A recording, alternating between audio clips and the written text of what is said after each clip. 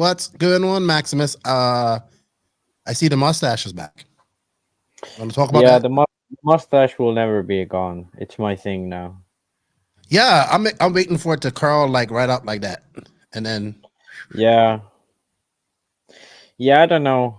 When it gets too long, then it has also downsides to it. When it's like this, what? there's no downsides. Oh, There's okay. only upsides. Okay. Yeah, I'm looking a little bit scruffy. I haven't had a haircut since England. Before I Yeah, went to England. you lost the Manscaped sponsorship, so since then you've been looking a bit scruffy. Exactly. But don't worry. I'm waiting. I'm letting everything grow out so I can have a badass haircut for the world. And you know what? With that said, let's drop that intro. Let's get to talking because we're gonna be definitely talking about the world in this podcast. So let's drop that intro, right, Max? Yeah, as soon as I find it. There we go.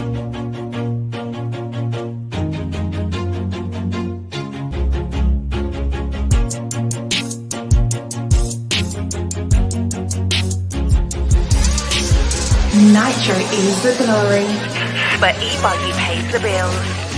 Welcome to the No Name RC podcast. Get ready for some serious bench racing.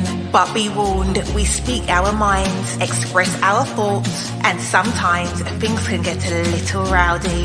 Hate, and he just was influenced by the hate coming from the left, the hate coming from the right. And let's get back to more club racing and less of this money-grabbing book racing. It's hard not to be arrogant when you're always right. You know? See what I mean? That's exactly why people call you arrogant, Max. You may not agree with everything we say, but it's definitely worth a listen. And our pick, can you stop whatever you're doing? Join your host, Lefty the Great, with co-hosts and guests as they get together to chat RC. Hey, after that race that I watched this morning, I have to talk about it.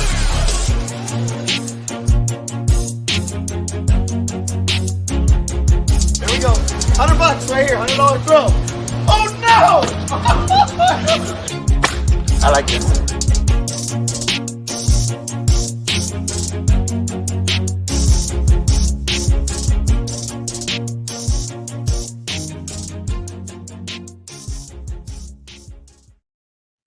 Yes, indeed. Nitro is the glory, but e-buggy pays the bills. What's going on, everybody?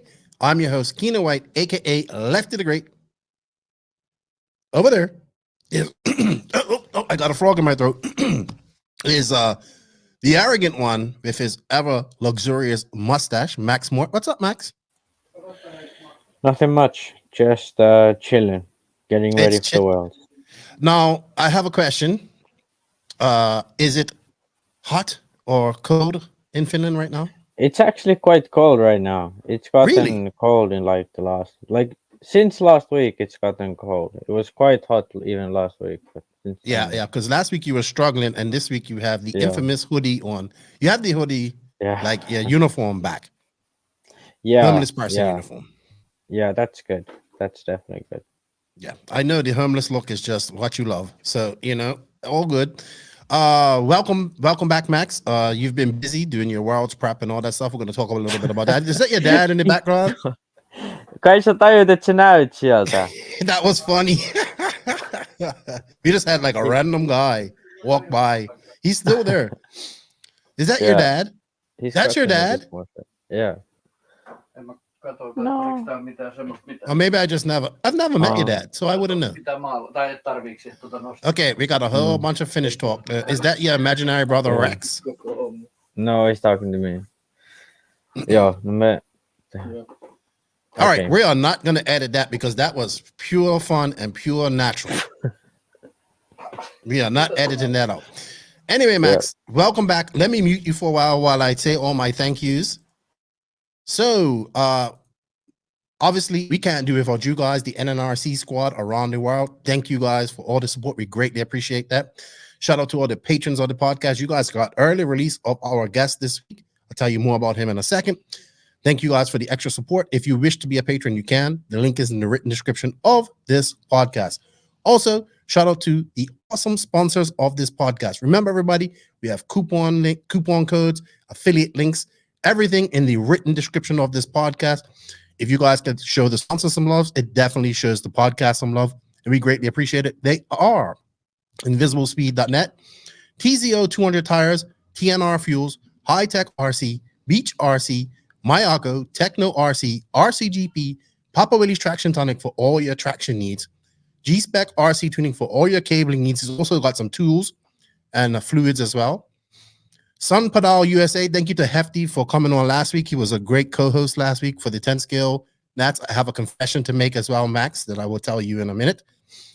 You can get all your race batteries from there. Racecraft USA, they got the Baldw out. That looks pretty cool. I actually want to get one. Two would look good on my wall over there. So maybe I'm going to get one for finally. I'm going to get one from Chasing Those Guys. But it's a cool looking. It's stainless steel. Looks great. I like it.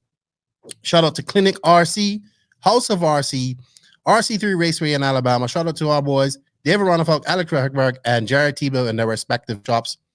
Thank you guys for all the support. We are ready to talk about RC. So, Max, our guest this week is Bryan Baldo. I finally got to talk to him. He would not give me any hints about what the track looks like or even a sneak picture, so I was upset about that. But it was a good chat with him. We learned a little bit. It's a short chat. Learn a little bit of history about Redevon, about those guys. And yeah, I am super excited about this time next week. I should be almost to Alicante. No, well, not really, because it's 6 hours behind, but you get what I'm saying. I'll be traveling. I'll get there. I'm excited. You're leaving next Friday. JQ's already left, you know, because he's driving. So he's going to Sweden. The world is ramping up. Like, everybody's breaking in, like, oh, breaking in my cars. Tebow just done like a whole, check that out too. Jared Tebow done a whole YouTube build of his Techno Nitro buggy. Check that out. So yeah, everybody's in world's prep. I'm breaking in engines for it's on. It started. It's the excitement is in the air. Yeah, definitely. That you sound about as excited as a deer in the headlights of a 80-mile-per-hour semi truck. Yeah, I don't know. I'm not like excited.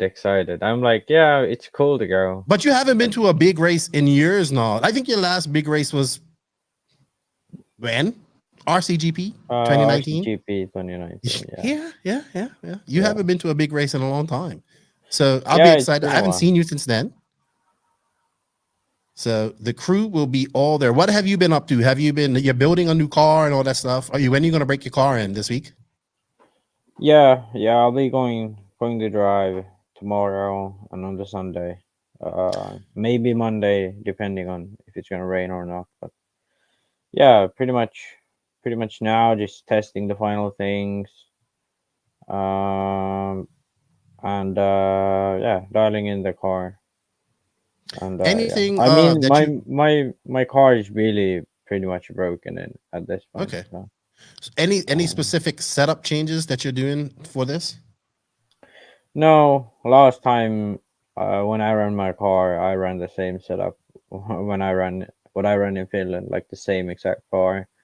And it worked okay. It wasn't perfect by any means, but it worked okay. And definitely, it's a lot more practice sessions this time around too. Greg and I were talking about it. So so I think there's 6 practices. Yeah, it starts on Sunday practice. Yeah. That was the same in Vegas. It was, I think, 6 practice rounds and 2 seats and then 6. Yeah, because Greg goes, I've got my schedule. You better be ready for 9:00 Sunday morning. I said, Greg, I will be ready. Relax. Yeah. The Worlds, in a sense, is kind of more of an endurance race than others, because it's not that you sort of, if you have a good speed, you just drive and you're fastest and you win. You have to keep that same speed up for 3 days of qualifying and then show up in the main too. So it's much longer time. You have to make it to the main first too. Let's not forget that. Yeah, that too. Like, you don't even get straight to the main. Like, yeah, for Europeans, that's not that like different, but for Americans, that's even because not used to the ladder format. Yeah. Did you see I know you didn't read it, but I wrote a novel about the worlds. I kind of just wanted to write something. What triggered it was Jeff Keaton's post, right? So I love that post, because Jeff Keaton actually has the right attitude. I need the American driver should have that attitude instead of the attitude of we're going to lose or this is a European. Not that okay. Let me rewind that. I don't think they have the attitude of that they're going to lose, but it's like, oh, this is a European track, blah, blah, blah. You know, we've heard that a lot. We've heard that narrative a lot. I think Jeff's right. The cream always rises to the top, and the fast American guys will be fast, and they should be confident. I think he's a little delusional about his aspects, about his picks, but that's fine. That's fine. You know, the Worlds is about supporting your country. So I think the Worlds goes from like supporting your driver or that you like to your brand to your country. You know what I mean? So it goes from, I want this driver to do well. Okay, maybe he didn't make the main. I just want the brand to do well. Okay, I want the brand to do well. But then it comes down to, then like when in the final, it's like, okay, I want an American to win or I want a European. You know what I mean? Because then it's about country pride as well. Yes, there's pride in the driver and the company. But yeah, that's how it kind of works out. So yeah, that was a funny post by Jeff. I like it because it kind of starts the World's talk. And then I wrote that blog because I kind of wanted people to understand the history of this race and why it's so difficult, you know? And so I learned a lot. I just basically went on Wikipedia, found everything and just put it together. And then when I got to the Worlds that I remember, I talked to Greg and Greg started telling me things about the Worlds. So I filled that in. And then, you know, the other couple of Worlds that I've seen, I was able to fill them in. So I just wanted people to have a timeline of the winners, of, you know, who's won it the most. Like I think Italy's won it the most, or tied with Japan, maybe. I don't know. I just wrote it. And I kind of, because I know a lot of confusion can be about, oh, this guy's a world champion, this guy's a world champion. So yeah, we have multiple different types of world champions in RC, but we only have a few. There are only a handful of people, well, more than a handful of people that have been 8-scale world champions. You know what I mean? So I kind of wanted to lay it out so people can have a good look at that, see what I'm talking about, see everything. Yeah. And when you really look at it, it's like, yeah, the Europeans and the Japanese dominated the Worlds for a very long time. And then the Americans took over and like they were the favorites. They won. And Ty won. He was the last North American guy to win. And then, and it's interesting, man. It's interesting to see the history of this event and why it's so difficult. Only one person's ever won this twice. We might see a consecutive winner with Ungaro this weekend, this Worlds, or we can possibly see a repeat with Ungaro, Runderfolk, Tessman, or Battier. I think that's the only 4 competitors that are world champions. Yeah. Yeah, I mean, King isn't coming. Right. And anyone before that isn't. Well, the Ghani might win. How could we forget the Ghani? Right. I kind of wanted to stress that because I know like Jared Tebow is a world champion, Cavalier is a world champion, and Mayfield's a world champion, but that's world champions in 10 scale. And for me, it goes like this. I think it's 8 scale, 10 scale 2-wheel drive, GT or whatever it's called, GP, maybe. I think that GP class, because it's just so many people. I think GP and 2-wheel drive are the same, but I really believe that Nitro Buggy is the upper echelon of RC racing, just because how difficult it is to win that race. So anyway, speaking of that, we have a lot of content planned for next week. Hopefully, we'll drop another podcast next Friday, but I'll be traveling. That should be with Robert Battier. We're going to talk about, Spain hosting the Worlds, with the just his thoughts going into this as well. I'm Mick Craddock. So this is how it also started. Remember Mick Craddock's blogs about his world experiences? He used to write them on Neo Buggy. Oh, do you remember this? So I thought that was a rhetorical question, but I was talking to you. Pay attention. Come on, Max. Come on. Keep up with me. You're slow today. How's you letting the old guy get ahead of you? So Mick's been to a bunch of Worlds, right? So I kind of wanted to find those blogs and repost them because Nia's done, but he found them, and then he goes, "Hey, why don't we sit down and have a podcast about it?" And I was like, that would be a freaking great idea. So that's probably going to be like a 3-hour podcast. That's just going to be me and Mick talking about the Worlds. So I'm going to geek out on that. That will drop sometime next week. And we're hopefully going to do a live next Wednesday if everything coordinates. So I'll be our last live. Then I'm off to Spain on Thursday. Then we'll do some stuff next week, obviously. Well, the week in the Worlds. So that is the plan for that. Also, real quick, I just wanted to say, excuse me, thank you to my boy Jason Bukal of Ardent Imprints. I'm doing an unboxing about this, but he got me some new hats. So I got this nice. So Jason actually got into racing because he found the podcast. He was driving truck one day, found the podcast, listened to it, got into racing. We became friends. He ran JQ Racing. He's in racing now, but he still flies helicopters. He's into helicopters. He used to be into that too. So we became friends, you know, and we still chat from now and then. And I saw he opened up like a print shop. So he goes, hey, Lefty, I opened up a print shop called Ardent Imprints. And yeah, man, I like to do something for you. I was like, yeah, because I'm looking for hats. Like, I'm like, man, it's so hard to find nice hats to fit my big head. I don't want a fitted hat because I want something with the breathable mesh on the back as well. I like fitted hats, but they get hot. So it's like, let me see what you could do. I really like my racecraft hat, the way it felt. So we went found the hats, and it's like, he says, how many hats you need? I said, man, I just need one or two. He's like, no, how many hats you need? And he says, I need a high-tech one. I need some NNRC ones. So he sent me like 7 hats. This is the high-tech hat. This is the gray one. Oh, that's fire in it. Only one of those, that's my personal. That is not going to the track. And he sent me a couple other hats. I actually have one for you, and I have one for JQ. So you have to see my unboxing video for that, huh? That's nice. Yeah, I don't really have any NNRC merch. You need to bring me stickers too. I don't have an NNRC. Oh, I'm hoping Mao makes my stickers in time. But yeah. I thought it was really cool. Thank you, Jason. It's weird how you may touch people's lives. Like this dude was driving a semi truck down the road and happened upon the No Name RC podcast, and then he got back in racing. That's cool.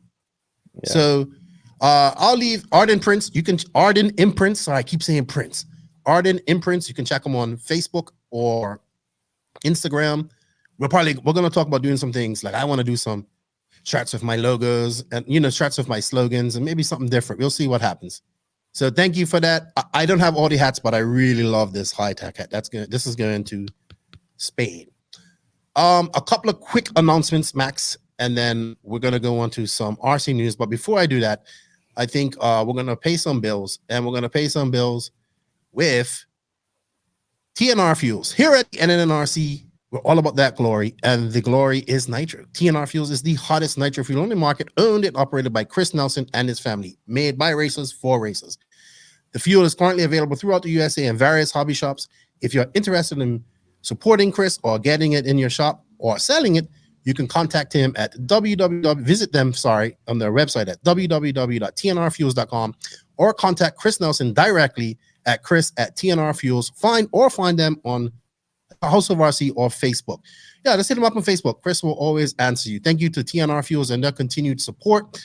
And a few announcements I have to make here real quick, Max. Not announcements, but some good initiatives. So we're going to take about 10 minutes to talk about this.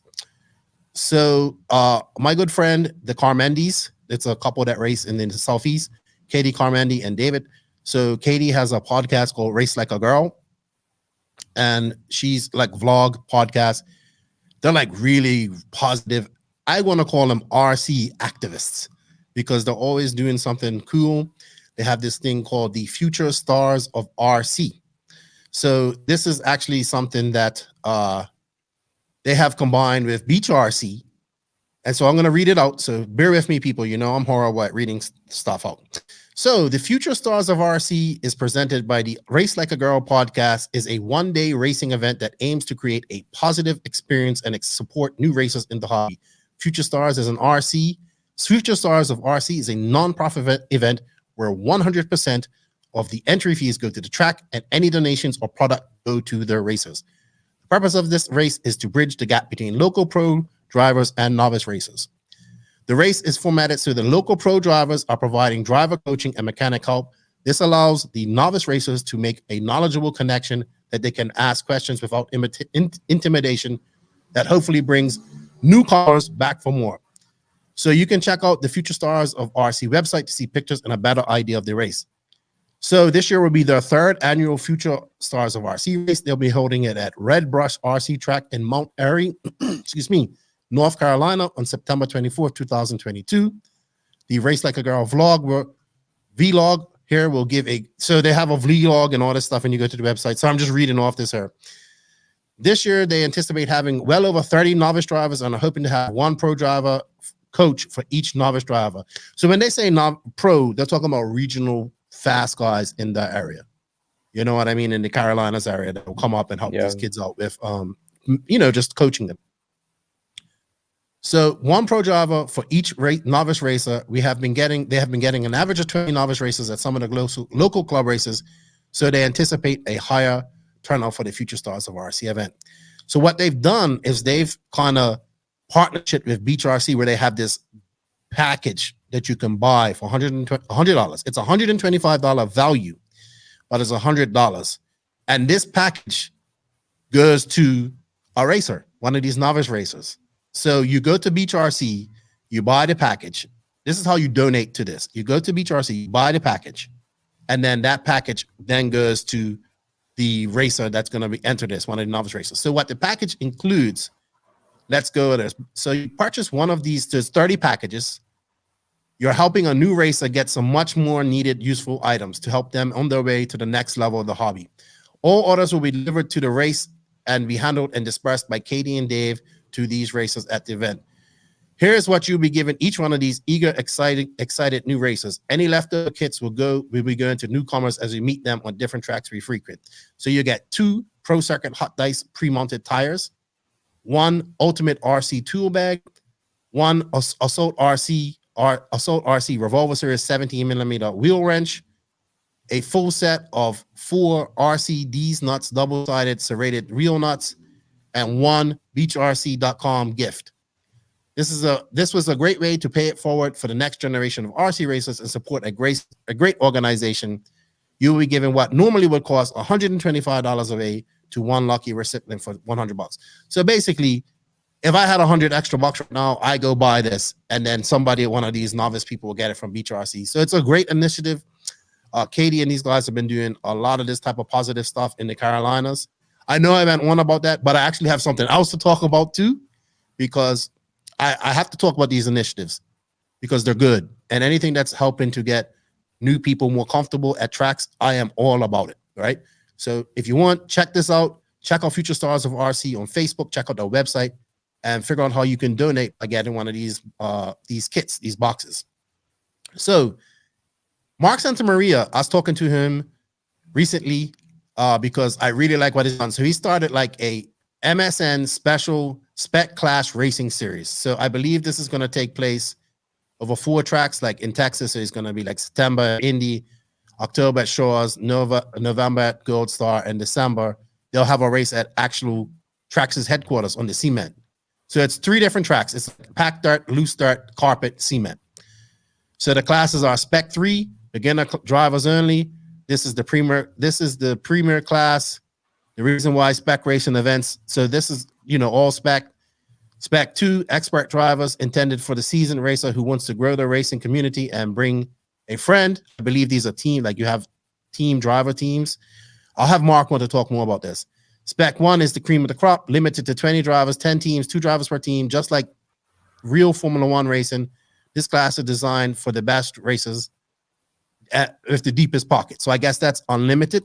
So they had like a podcast the other day, and I did touch in a little bit. Like they're going to have like tech and all that type of stuff, and especially for the spec ones, because they want to keep the cars as close to stock as possible or as stock as possible. And they says, our mission is to act as a stimulus to the RC racing community by introducing RC car racing to new racers in an affordable and fun and simple way. Mission 2 is to promote businesses earned by racers within our community. So the Spec 1 class, each team has to be sponsored by like a business of a RC racer. If you get what I'm saying? Mm-hmm. So you may be a business owner. So they want to promote the business owner or small business, could be an RC business or whatever as well. Mission 3 is to bring seasoned professionals and beginner racers together to collaborate of tuning and driving strategies. So I like this idea, It's really good. I think I was talking to Mark a little bit about it. Mark's doing a cool video series about getting back to racing and learning how to race, and there's going to be some cool stuff coming up on that. I'm also probably going to have him on the podcast when I come back, as well as the Carmandis. So those are two good initiatives, as well as another one that dropped right now as we're recording this because it's Friday. RCGP Loves RC2 just dropped another great initiative to help people just be more comfortable, get more people involved in racing. So well done to Race Like a Girl, the Carmendis, and of course, well done to Mark Santori and his wife, the MSN Nation, for all that they do, because that shit's awesome, in my opinion. Very good. And hopefully we see tracks follow suit as well. All right, Max. That was it. I know I went on for a little bit about that, but I kind of wanted to get those things out because I think they're good. So now we're gonna go on to some high-tech RC news. And this week's RC news is brought to you by High-Tech RCD, who is a leader in RC systems delivering the highest performance and reliability, supported by a dedicated customer service personnel. They have the HSB 938 1TH service, which have efficient brushless motors, titanium gears, low consumption, constant output, and metal cases.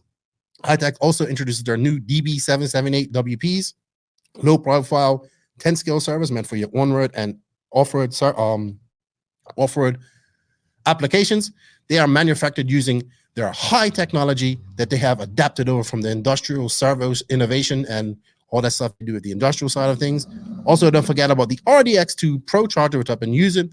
Hopefully me and my son are going out crawling this weekend. Can charge 2 battery packs at a time. Has a Bluetooth dongle that you connect to your phone. You can do everything from your phone. Trust in High-Tech, your servo and charger headquarters, and visit them at hightechrcd.com/where to buy to find your nearest dealer. Thank you, High-Tech, for all your support. Please show them some love. All right, Max.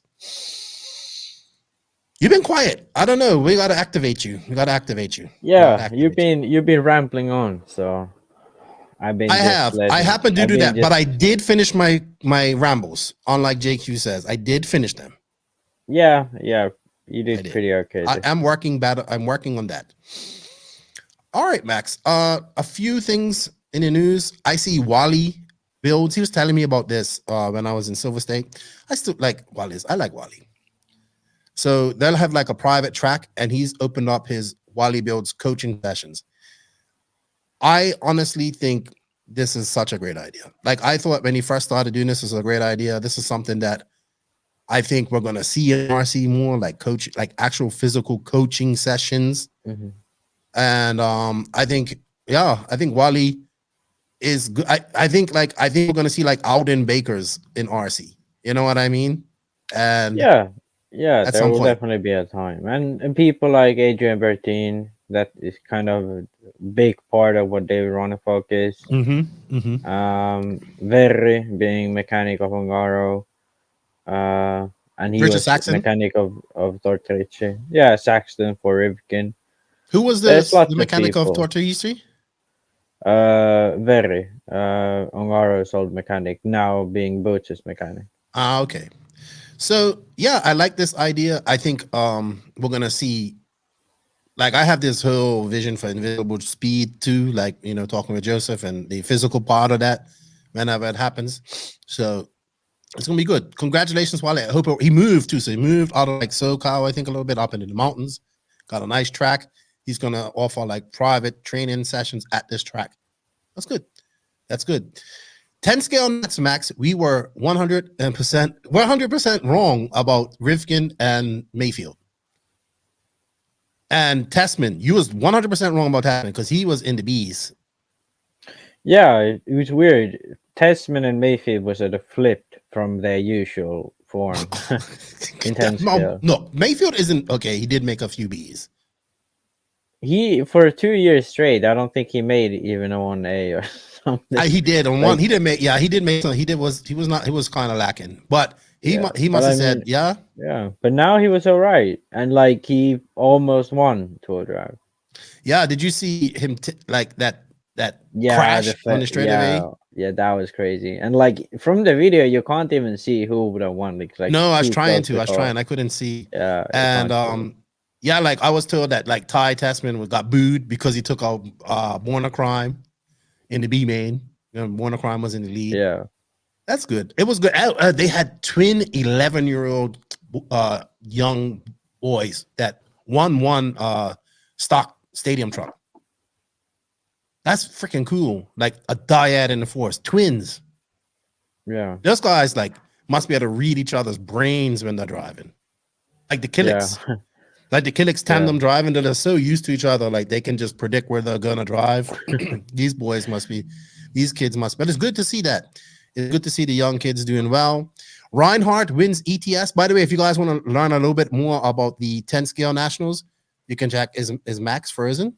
Or is he sleeping? No, I'm it looks like you're sleeping. So Hefty and I did a full 10 scale Nats recap. It's episode 203. It's actually pretty good. Thank you, Hefty, for your time. Reinhardt wins ETS, Max. Did you? I didn't watch any of the ETS. I didn't watch any, but I watched results, and he was leading all the way in practices. Like, he was much faster than anyone else. Then, like, first round, like, can't remember if it was Brumpe or Krapp who TQ'd, but then Mark took the second and third one, and overall TQ'd, and then just won the first and the second main. So he pretty much dominated. Like, he was in control the whole time. So do like Coelho and these guys not go to these races? I think X-Ray has stopped participating in the Euro series. So really, ENS, ETS, or EOS, right? Because they don't run the Nitro. Yeah. They stopped in ENS. The reason was that Infinity is buying out the series, kind of, and then for ETS, the reason is that Mark and Coelho don't really come along that well, and Mark's dad is the one who's sort of leading the series. Oh, okay. So yeah, and then a lot of politics for off-road. I think when X-Ray cheated and practiced at the track before the race, and then all the tire drama with Schumacher and sort of X-Ray, and like between the drama between Schumacher and X-Ray, and then I think that's why they don't run EOS. So X-Ray is just not running anything anymore. Anything. They didn't even run the 8 scale. Like Bruno doesn't run Nitro anymore, I was told. Oh yeah, Bruno stopped running Nitro on road. That's a shame. So, but I think that's because of Infinity. So they think Infinity is sort of buying out the whole class. But it's kind of backwards. You would want to go beat them, wouldn't you? Yeah, but I guess they don't see it being worth the money because there isn't much customers, to be honest. All right, I get that. Boots wins the last round of the BRCA Nats and the overall round. So, and S-Works won the junior title. So congratulations to Boots. I know he'd be happy about that. Not winning it last year probably pissed him off. Yeah, I think. Yeah, I don't know if like for him it's a bit of a confidence booster. I think because he should be winning it. Really, he is the best racer out of UK. Yeah, that's no doubt. Like Boots is the best. Yeah, we can say, there's like, it's weird because there's guys in the UK that are fast, like Skidmore's and all them guys, they can beat him in the UK. But when it comes to international, like Boots is just heads and shoulders above those guys, in my opinion. Oh yeah, there is no one who could be even close to beating Boots. Well, Skidmore's at some events, but most they're really good at Montpellier. Yeah, but even there, Boots is good often too. So.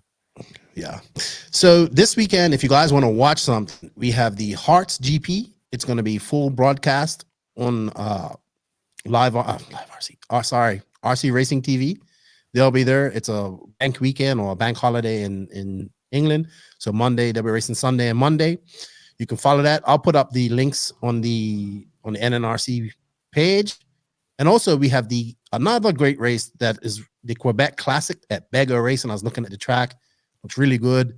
Linseed. I know you don't like it. Linseed oil track. This is one of Canada's bigger races. They used to get a lot of international entries. I don't know if they're going to get much this year, but it's good to see them racing again. So good luck to all of those guys up there racing there. And I think we have the TSOC race at Badlands, where the RCGP is going to be. So RCGP has opened up, by the way.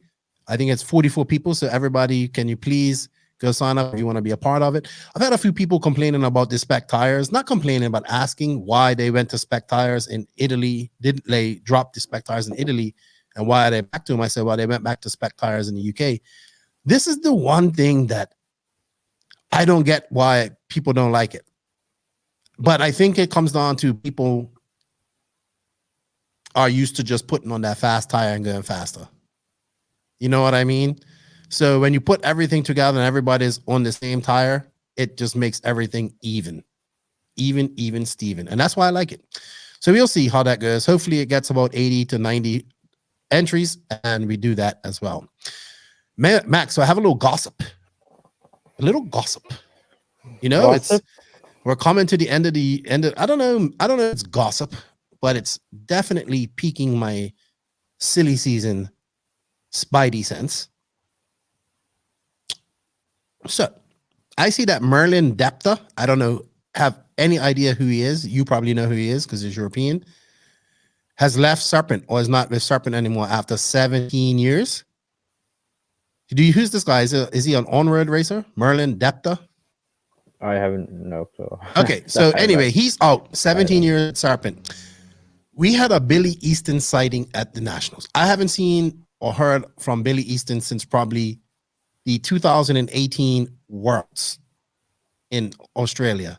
And he's at the 10 scale Nationals in the D main.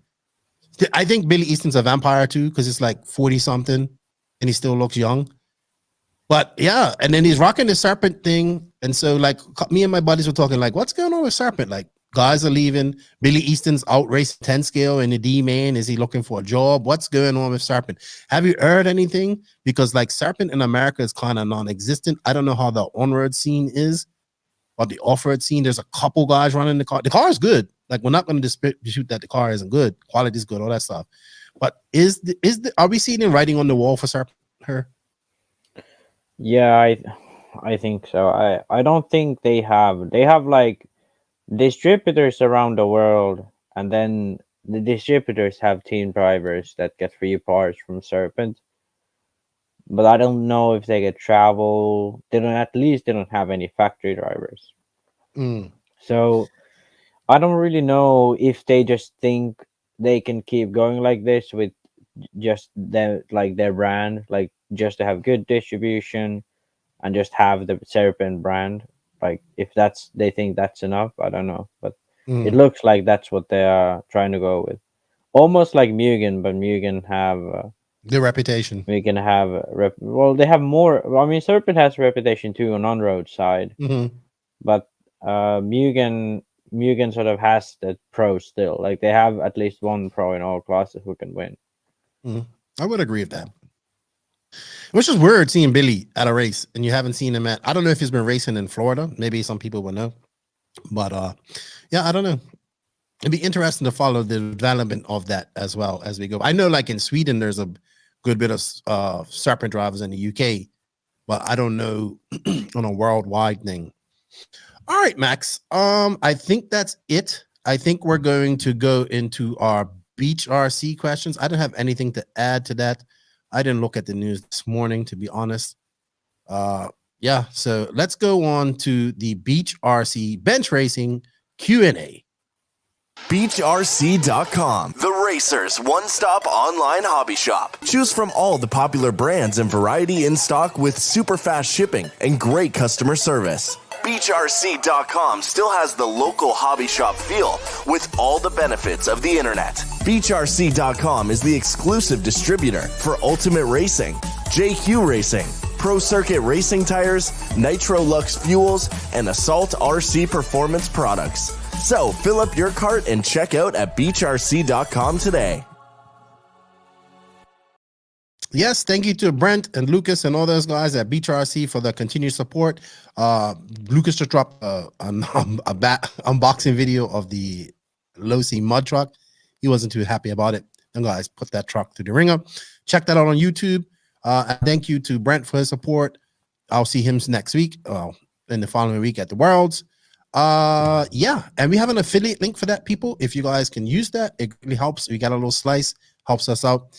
It's in the written description of that podcast. And thank you to everybody that sent in questions. We're going to answer them as fast as we can. So Max, all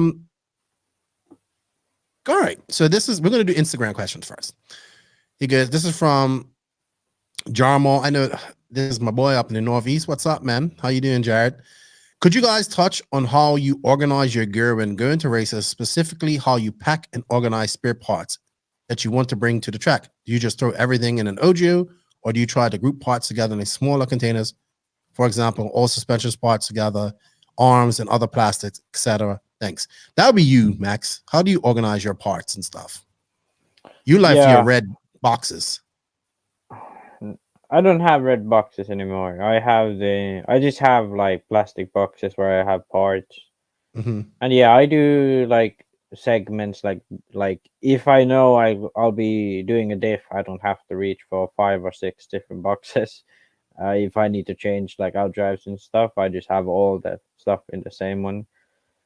And yeah, and then I just have enough boxes for everything and enough spares and put it in my audio. Yeah, and I always, if you're flying, just carry one. If you're gonna take 2 bags, just carry one OGO bag. You don't need to. You literally will by eliminating one OGO bag and getting one of those Walmart plastic suitcases that I have that I bought 5 years ago and still going strong, and it's 7.5 pounds less than an OGO bag. I know traveling in America isn't too big of a deal because you can go over. I think like on Southwest, they don't have any limits on your luggage weight. But when you're traveling like internationally, it's a big thing. You have to worry about it. So yeah, the OGO bag is good for going to the track, but not the best for traveling, like in my opinion, because you can't carry too much. Yeah, it's a lot of weight. So like in the Walmart bag, I would carry my clothes, whatever, tires, stuff like that. You know what I mean? Because you can put all the heavy stuff in there. All right. Next question from Mini Golf. Could Max possibly highlight a few of the differences between the different manufacturer air boots? He has mentioned the Kyosho filter provides the most power, but how about what boot is best for fuel mileage? Interesting question. Yeah. So Kyosho and I think X-Ray, maybe Techno too, they have this boot where the inlet is much bigger than the sort of end at the Venturi, so it gets a lot more air and like a funnel. Air. Yeah, it's like a funnel, so the air goes faster into the engine, so you get more power that way. But the better mileage is a longer inlet, and that's narrower. So low C, I think AE, I think HB even is that style, maybe even Serpent. A lot of brands have that style where it's like a narrow, longer tube to the air filter, and that's what saves fuel. Hey, I have been into nitro buggy racing for 20 plus years and never even thought of that. First time I ever heard that. First time. That was a great question. I just learned something. That will be why the Kyosho filter is so big too. Yeah. Wow. Blind blown. I'm in it. I should be ashamed of myself. I didn't know that. All right, moving on. Facebook questions. Nathan Genda, with all these Proline sponsor races and INSJ concepts races, why don't we see competing manufacturers send their drivers to duke it out? I mean, I think it's like the J Concepts races are more to take like the J Concepts guys to that track and put on a show, I think, for the regional guys there, I would say. Or yeah, I think that's what they're trying to do, like to promote J Concepts, and that's why they have the race there. But yeah, I mean, in the end, it just comes down to working together and money. That's why the reasons why stuff is happening or isn't happening. On tires, I forgot to say this, but I did see this morning that AKA has come up with a new compound and a new tire, by the way. Now you've done it. Let me bring it up on Live RC and I'll get back to you. Joe Jenkins, I just want to know where Protec RC came from. When I left sport around 2009 or 2010, I swear I had never heard of that company. Now it seems like they literally make everything, and from my understanding, quite quality. I just came back into the sport in March of this year. I don't see anything about Novorossi engines, RB engines, or Pico or Serio anymore. These were some of the top brands when I was racing 8 scale onward. I said, oh man, you got a big I put this in the comments. You got a big culture shock. Great question though. Yeah, man. Evolution, I guess. Yeah. So yeah, Protec is A-Main's brand, and A-Main is the biggest online hobby shop probably in RC. Yeah, I think what A-Main pretty much did is they sold pretty much every single brand, and they, from customer reports and them having their own team drivers, they knew sort of what brands were the best. So what they did was they knew obviously who manufactured them, because they were most likely in touch with all of the suppliers. Like they knew where Orion made their batteries, for example, and so on. So that way they could contact the factories that the products were made in themselves, and then sell products that they knew were going to be good. And even the engines, those are bought from OS, and there's OS based engines. So yeah. That's I think basically what they've done. Yeah, and then I mean, let's be honest, in the last he said he left in 2009, so that's what, 13 years ago. Yeah. And that 13 years, like, Novorossi's coming back out though. I see that Nova is still Novorossi. Yeah. Serio, is that like aren't there's like the performer based engines? It's a Serio based. Yeah, I think that's the same as what Performer would be, but and Pico is still around. Pico is still around, but mostly in Europe and Central Europe only. What was the one you said? Let's see. RB, I think. RB, yeah. They're still RB around. Is gone. No, but Rody is still around. Oh, Rody? What's that? Rody Rome isn't. No, that's not RB. I keep getting him like mixed up. That's Rody engines. Is Rody Rome? He's an engine modifier, right? Different. But right. I think, can I run them? RB engines, right? Isn't that what they're called? Yeah, RB was like WS. RB was probably before your time. Yeah, it was like when I started, those were kind of going away. Yeah. Barufalo won the Euro with an RB car, RB, or like servos, RB radio. He had everything was RB, even the the car, tires, yeah. I remember that. Everything, like tires, like, and then he had those like RB shocks. Really, RB shocks? Yeah, but they had like a whole car. Yeah, but like RB had this active shock system. Really? Yeah, so it was. Yeah, but I would just say all of that's. I think also like the big shift to everybody just wants OS based engines. Oh, you know, and then at one time it was just OS and Reds, you know, for a long time. Yeah. So yeah, it's just called evolutions, man. Evolution. When you go out and you come back, like a lot of those companies just go on because RC is just too small, you know, racing. Yeah. So it just, you know, it's just sometimes, and then a lot's changed in the industry since 2009. So, you know, a lot like the sponsorship would kind of thing, I want to say kind of just ramping up around that time, maybe a few years before that.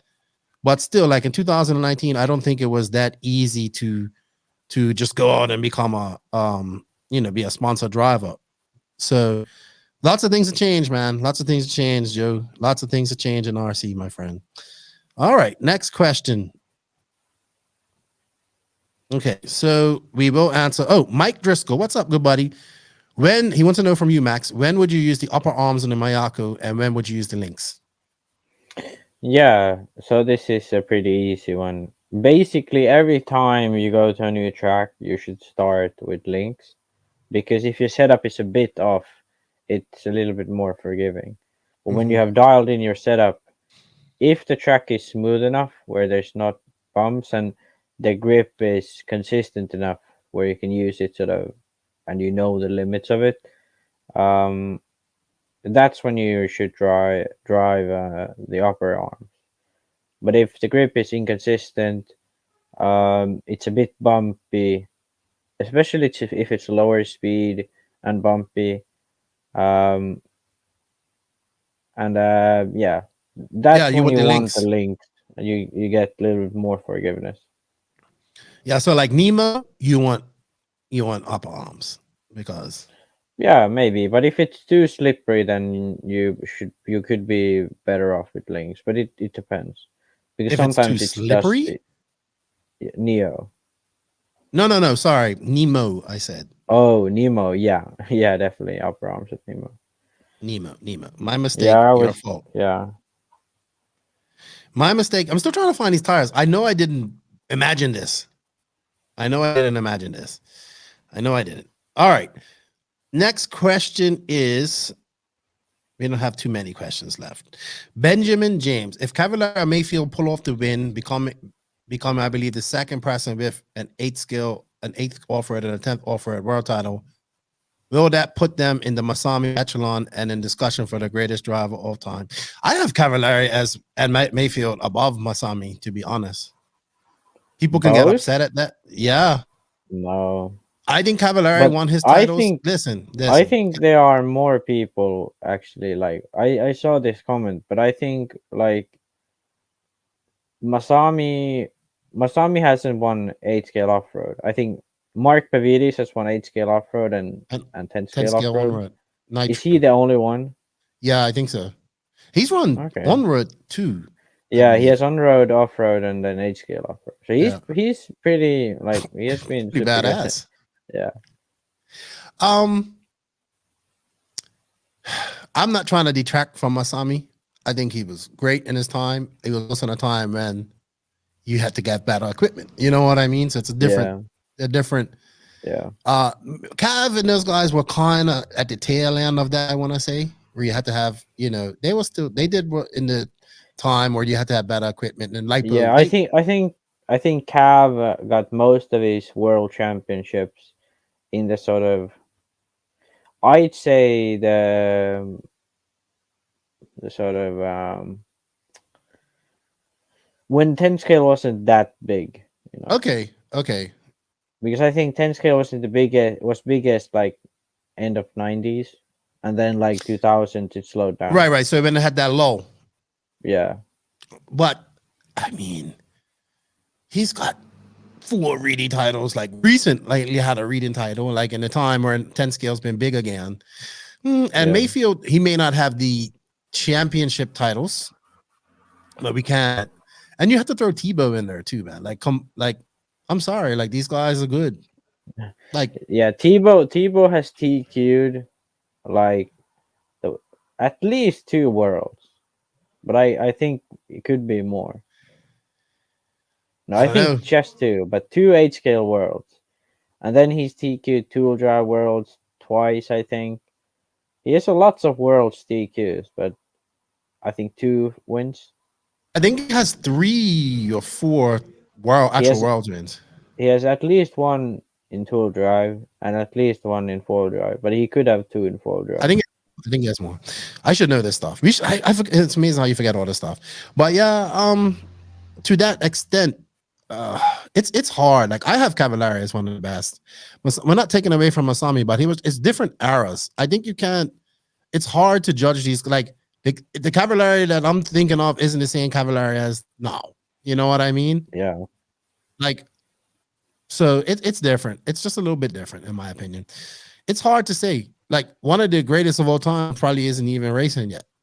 But everybody keeps going back to Masami because of the titles. But we have to put that was also a different era, a different time. Technology was different, and technology made a big change, a big difference. Is anyone even close to the amount of world titles to Masami? I don't think so. I don't think. I can check, but I don't think. I don't think so. He won a shit ton, that's for sure. I'm not taking away from his legacy. I'm just saying, it's a different thing. All right, we're going to go into some Discord questions. One is from Axel Owen. In a long pro main with an abrasive track where the tire degradation could be almost bald by the end of the race, what do you think the time difference would be if you could quickly change tires 3/4 through the race?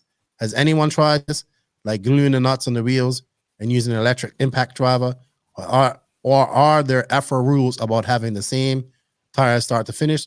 A situation where you could use a softer compound with better grip versus a harder compound that lasts longer, or has the long wear compound negated this issue completely? I think, you know what I think? I think if you're in a track that eats tires that fast, bald tires are going to work too. Because we saw that at RCGP. Yeah, that's one. And two is that you don't really like to lose. Let's say a normal fuel stop, you lose 6 seconds. Mm-hmm.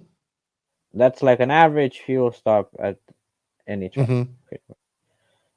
And then you add to that you do a fuel stop, and then on top you change tires. So that's at least another 10 seconds. So 10 seconds is like, if you do a 5-minute run, that's a second a lap, pretty much. Yeah, and they do it in on-road, though. They do it in on-road. They do it on-road, but that's because the tire gets more slow than the time it takes to change it. But in off-road, you never get... You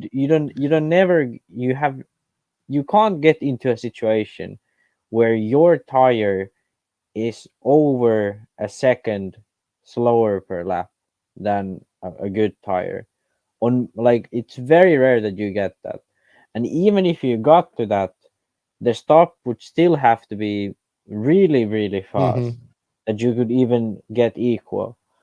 So yeah, I think that's why you won't have it. If there ever was someone who figured out the way to have, let's say, the one that they have in 10 scale, what you call it? No, in 10 scale they have nuts, but in 8 scale they have this clip system. So I have it on my gas truck back there. Yeah, so if you had the clip on an 8 scale buggy, then you could probably do it like you fill the car up, you take the tires out, put them back, put new ones back on, and you'd probably get like 5 seconds more on the regular fuel stop. So 5 seconds is enough where, let's imagine it's an hour-long main. You have to only catch like 1.5 seconds per 10 minutes. So that's not a lot at all. So if you can get the time it's just too much time changing lost. the tires, but like it has to be so that you gain more than half a second by changing tires, because you can run a softer compound or whatever. Like it has to be pretty much that it's super cold and it's a very abrasive surface, and then when they get slicks, it's really slippery.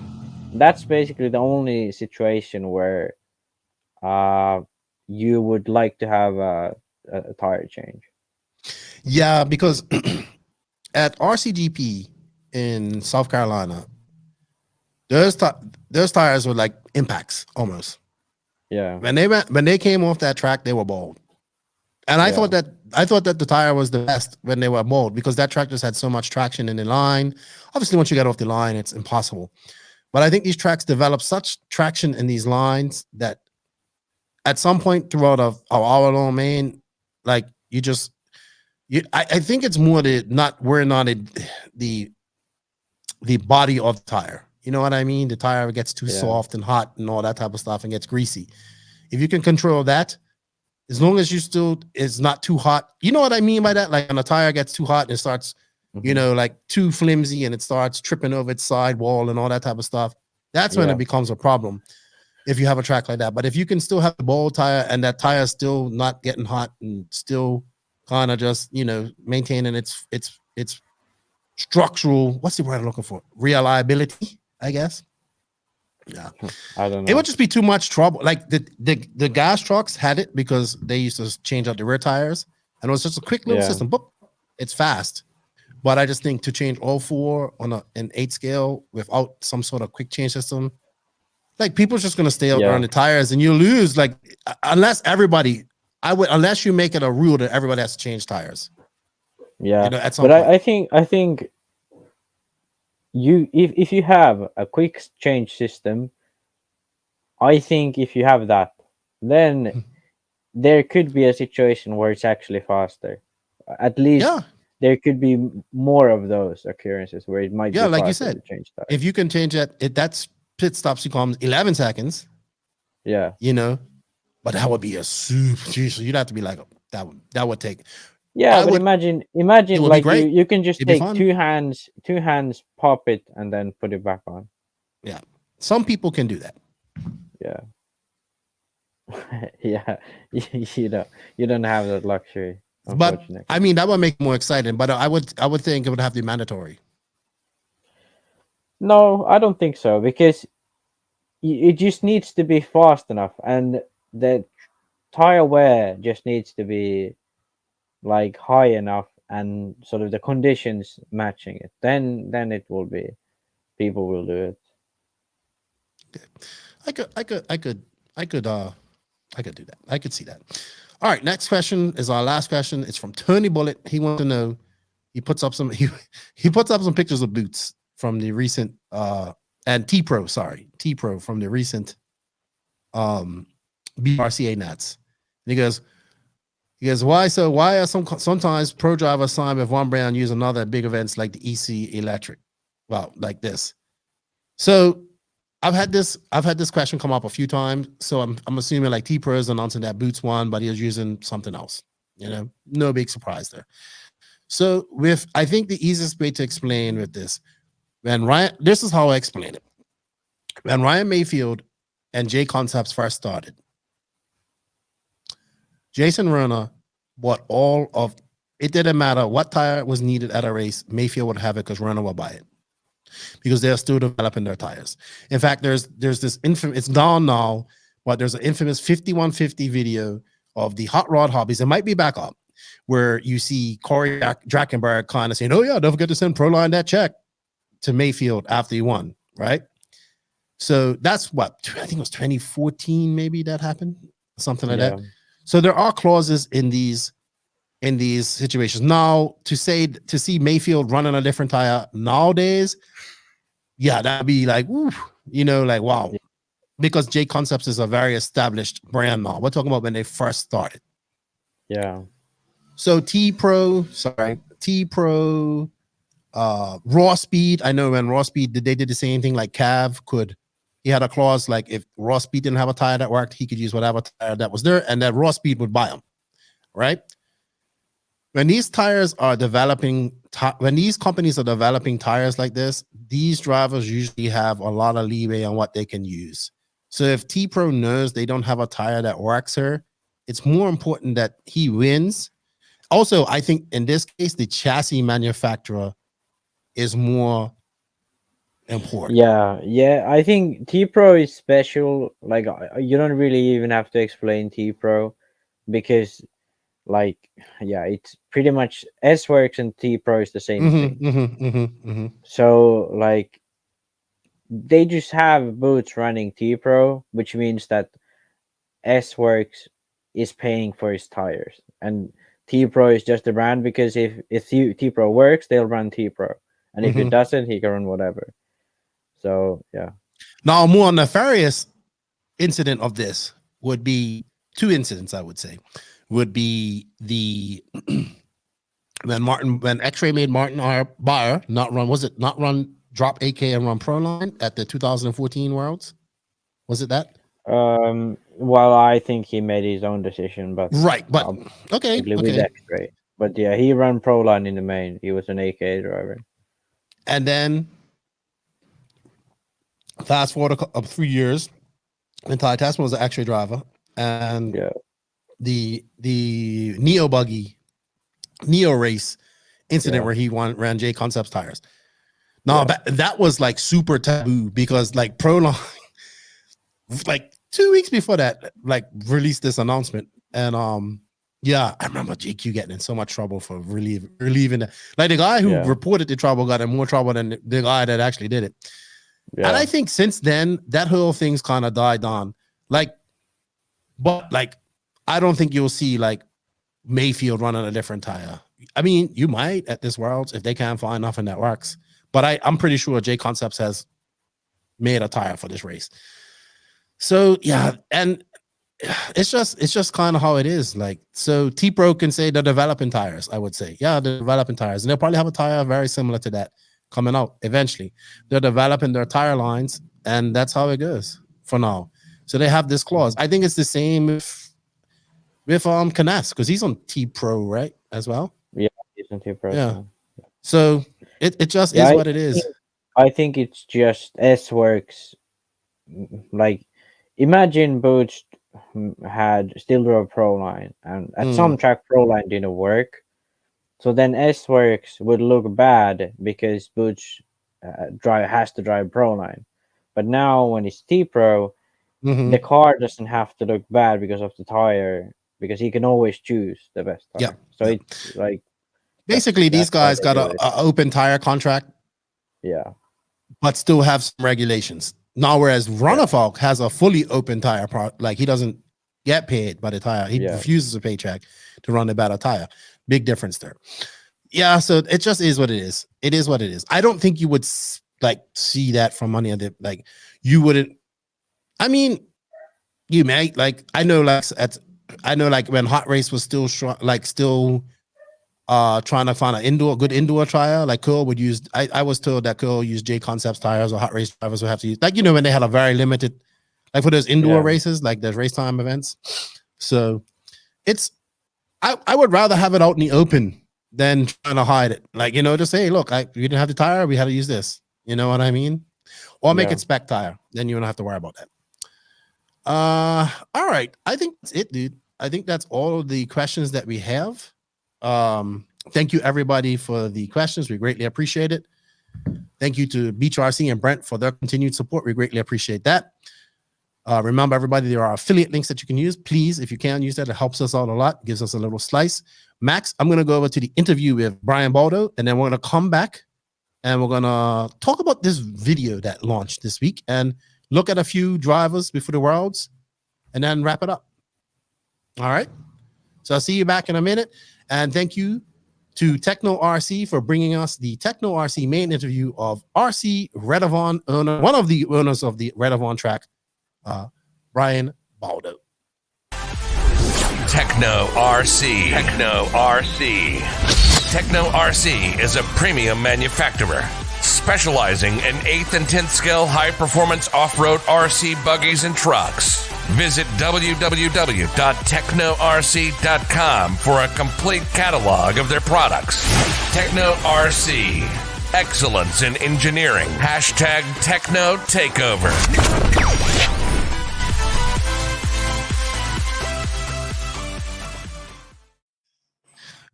Joining me this week in the virtual studio is Bryan Baldo. What's up, Bryan? What's your full name? Like, tell me your full Spanish name, please. Yeah, my full Spanish name is Bryan Baldo.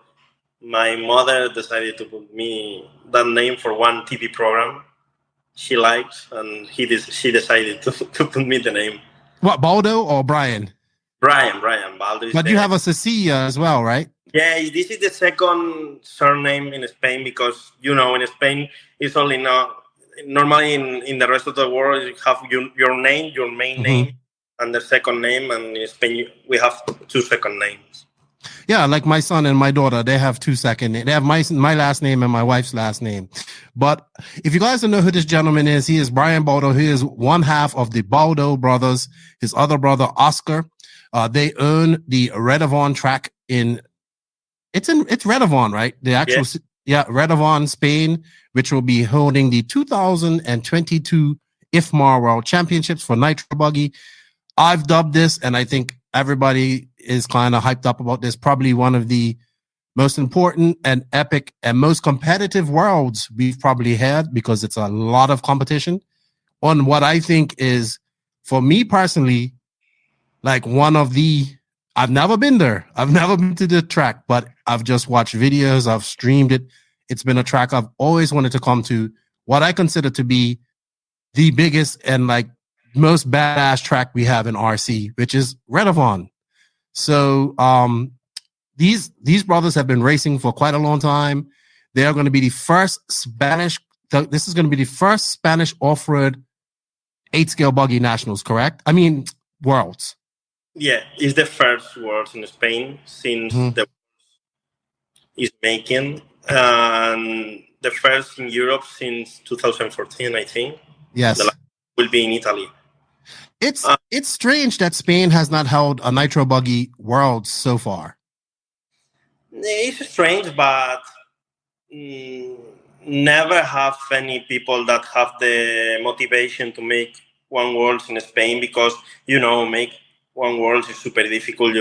You need a lot of money, you need a lot of people, a lot of work, and normally the tracks in Spain is not too much bigger, too much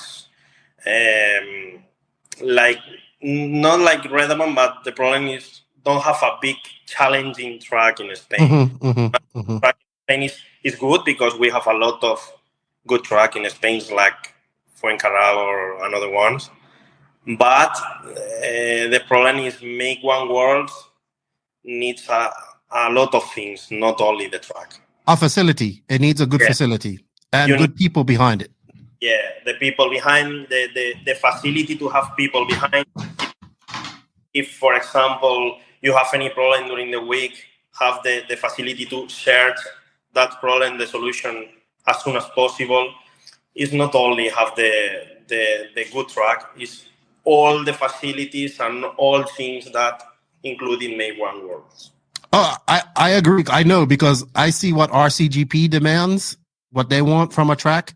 And I've seen it's not just, like I try to tell people, it's not just about the actual track. The facility has to be up to par, because there's a lot of this is all international drivers. A lot of people are flying in. They don't have tables, they don't have chairs, no compressors, all that stuff. So you guys, from what I've been told, you guys have a very impressive facility. But let's tell the world a little bit about you and your brother. So you guys have been racing for quite a long. Who's older, you or Oscar? Me older. I have 30 years. Oscar has 25 now. Okay, so you guys are still young, somewhat young. How did RC start for you? You told me that your dad raced or had a track. Practically, since I born, I'm in one radio control car track, because when I born, my father is running with cars, and since I have 8 months, I'm in one track. Really? So your dad used to race. Did he used to race off-road only, or did he race everything? Off-road, always off-road. We try sometimes asphalt. I like, but I feel more fun in the off-road. Okay, so what about your dad? What did he used to race?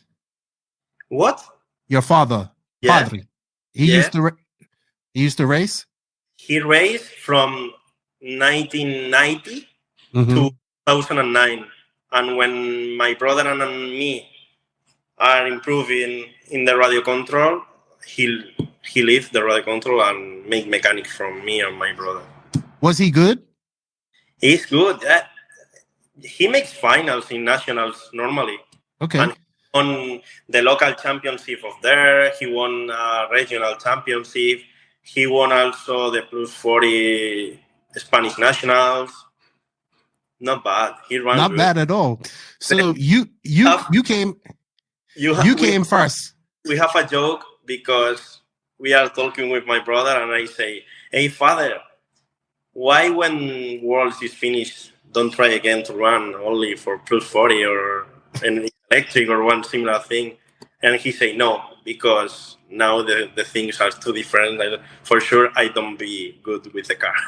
40 plus is competitive. Yeah.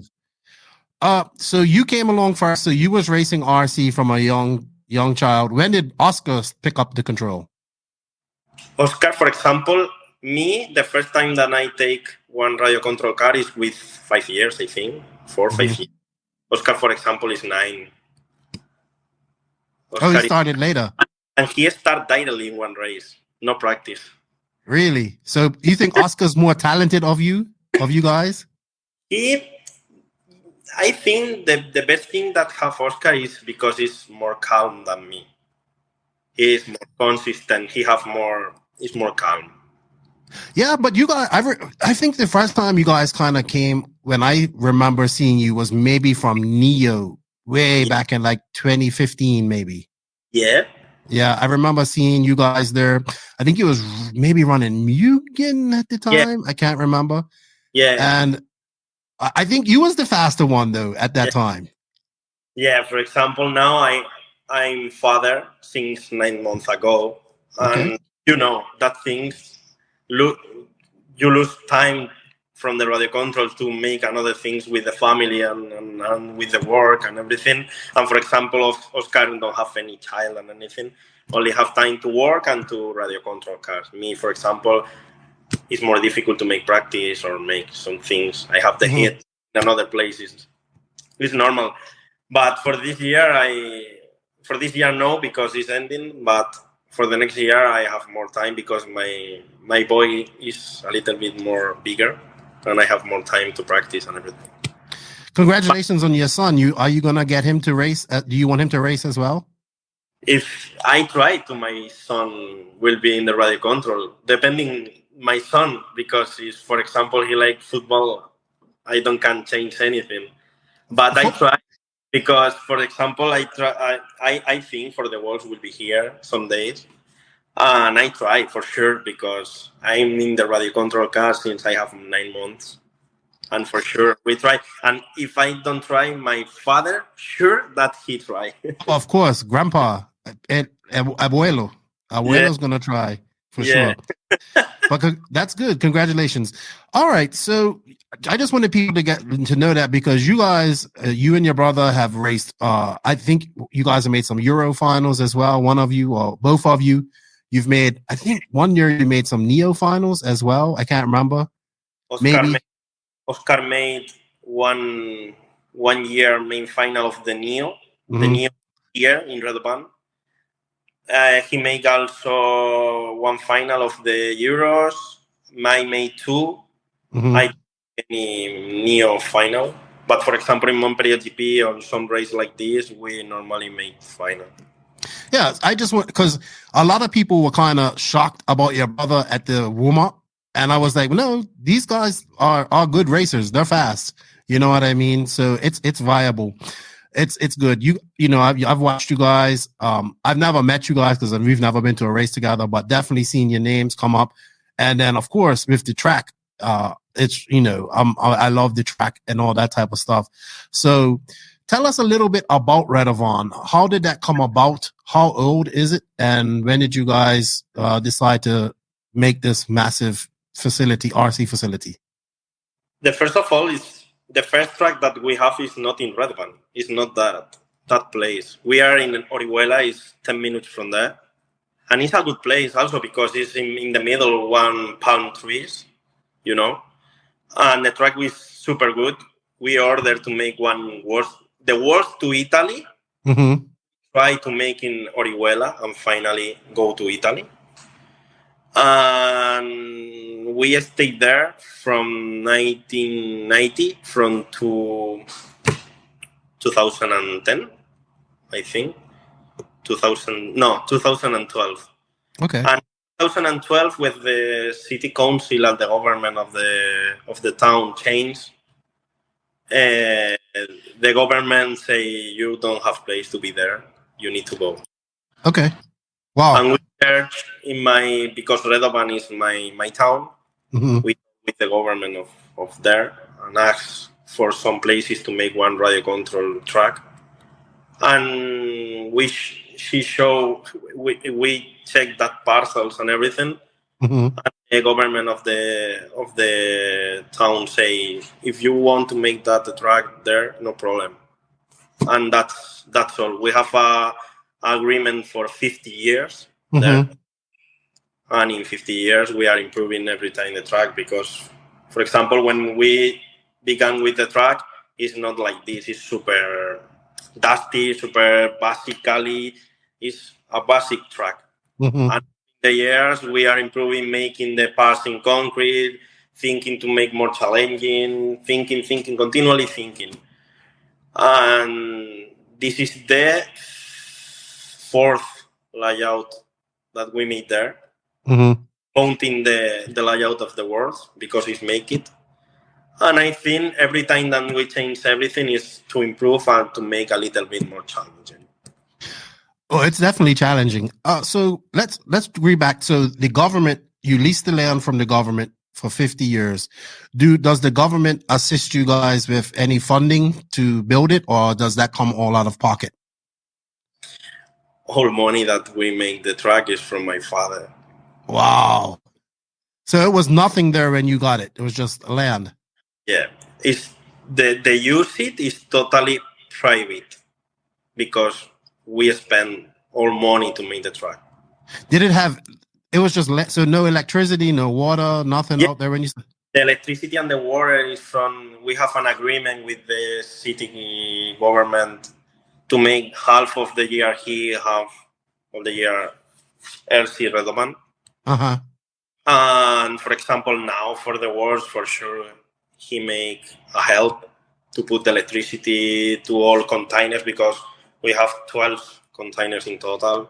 We have internet line. We have everything to have a good cover. Is the government involved any bit in, not involved, but helping with the promotion of this as well? He's working, he's helping in all things that he can because it's not a big city. We are 5,000 people there. It's no more. It's a little town. Yeah, but you guys are close to like Murcia and like all the tourist areas. It's 25 minutes from Murcia, 35 from Alicante. It's a big city, Alicante. And for example, Torrevieja, Guardamar is the beach part of the zone. Is 35 minutes also. And it's a good place because we have the Alicante airport is not a super international airport. No. But have connection with Madrid, for example, easily, or Barcelona or London. You have a good also. Yeah. I'm flying into Alicante. It was pretty easy, just Madrid, right from here to Madrid and then Alicante. So not hard at all. I'm really looking forward to it. So let's talk about the evolution of your track because it is massive. We're talking about like 50 to 55 second laps at some point. The fastest lap in warm-up I think will be 51. More or less. I don't know the lap time now, but I think will be around that time. 51. Okay. What's the elevation difference like going from the lowest point to the highest point? Because it's kind of on a big slope, right? Big hill? 6-7 meters, more or less. And then the driver's stand is also enormous as well and high. The most highest part on the rostrum in the driver's stand is 7 meters, I think. 6. Wow. You guys went all out. Yeah, it's the number one. The number one is the most... So, hey, TQ, like if you get pole position, you could get the highest position on the stand. The first time that we make a race there, the people, you check the driver's stand and all people is in the right part because it's more further. Yeah. I just remember, I think when I first saw this track, the amount of corner speed that this track carries, the elevation, I really love the concrete rhythm section. I love that. You are talking the whoops? Yeah, the whoops, but then that was one section I liked, but then the straightaway. Yeah, the recta. Which straight, because we make the jump to go to the concrete of the whoops, make the whoop 180. Right. And come back up and come up past the rostrum. And then it's like it looks like they're going up gradually, and then they get to the top, and then they were in the Euros in the warm up. They were doing this. I was just like, wow! I couldn't believe how much speed these guys were carrying. That part is changed for the new track. Hey, so I know everybody wants to know what this track's going to be like. We've had the Americans over there. They're like, oh, we don't, it's European track and it's the same track, and they guys practice all this time. We've heard that you guys may change a little bit of it, may do this. Can you give us a little hint of what you've done? And can you, the Americans are worried, it seems like, a little bit. I'm sorry for the American guys, but I think the track is a little bit more European. Is it going to be high speed, fast? Yeah. Okay, that's what I mean, it's a big track. What are you going to predict the laps at? What do you think a fast lap's going to be? I think will be the same lap time, 51. Okay. Because we are the track is designated by me and my brother. Mm-hmm. We try a lot to have the same lap time because we don't want to go down of 50s. Okay. Was there anything that you wanted to add to this track that you haven't done before, or when you designed it, what was some of the things that you guys were thinking? For example, we keep the parts of the track that I like it. Mm-hmm. But for example, we made two things in that track that will be super, super, super difficult to make all laps the same because it's super, super difficult to make every time. Really? I'm a difficult thing, but if you to make every lap super good, mm-hmm. difficult. Interesting. I can't wait. And then, of course, as we record this, you haven't finished yet. But you did get the pipe on, right? I haven't seen it. I'm waiting. I'm hoping you guys go all out. I hope it looks painted. It's beautiful. Surface-wise, what can we expect? The surface will be the same than the warm-up. I think we have a little bit more grip in the beginning because we put a little bit more, because we put some, it's similar than the glue, mm-hmm. that the carpenter glue, but it's not the same. It's a polymer, it's a strange thing that is used in Africa to make the roads. The roads and the mm-hmm. plane landings. And we use the same like this. For the warm-up, we put that. But for the wars, we put more quantity of that liquid. Okay. At the beginning, I think, because we are checking every day the evolution of the sun and everything, I think at the beginning, we have a little bit more that grip at the beginning of the warm-up. But I think during all the week, the grip go a little bit down. I think the grip will be similar than the warm-up because that liquid that every time that we put in the track normally always make the same reaction. Okay, good stuff. I'm excited. You mentioned this earlier about you needing the proper facility. Organizing this Worlds, what has probably been one of the most difficult things for you to do? They organize everything because, for example, we need to talk with IFMAR, we need to talk with the brands like Kyosho, Swords, everything. And for my side, the most difficult part will be the fuel for this year. Because a little problem with the government in Spain that he told, not only in Spain, in all Europe, I think, because now it's super controlled the nitro. Yes, because you can't of the laws. I know that.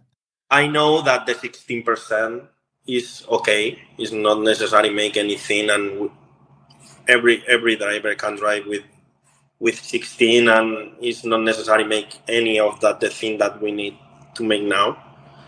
But I think make one world in my track with the heat, with the grip. At 16, I think the people don't feel good because the engines. Are they not allowed to run 25 there? We run with 25, but I need to make one word to know the fuel of each driver. So you have to. So hold on. So you have to know what each driver consumes over this week. And then you have to report that? I need to control all fuel of each driver during all week. And to make that license, I need to ask 1.5 months before of the race to every driver which fuel and which brand he used. It's bad because run with 16% of nitro there. In my track with the hot that we have now, and with that have the track and the challenging that is the track, I think the engines, I think we have a lot of problem if we run with 16% of nitro. So what are the rules? What do the drivers, you have to control the 25%. You have to get a list of all the drivers, what fuel they're running, how much they're going to bring.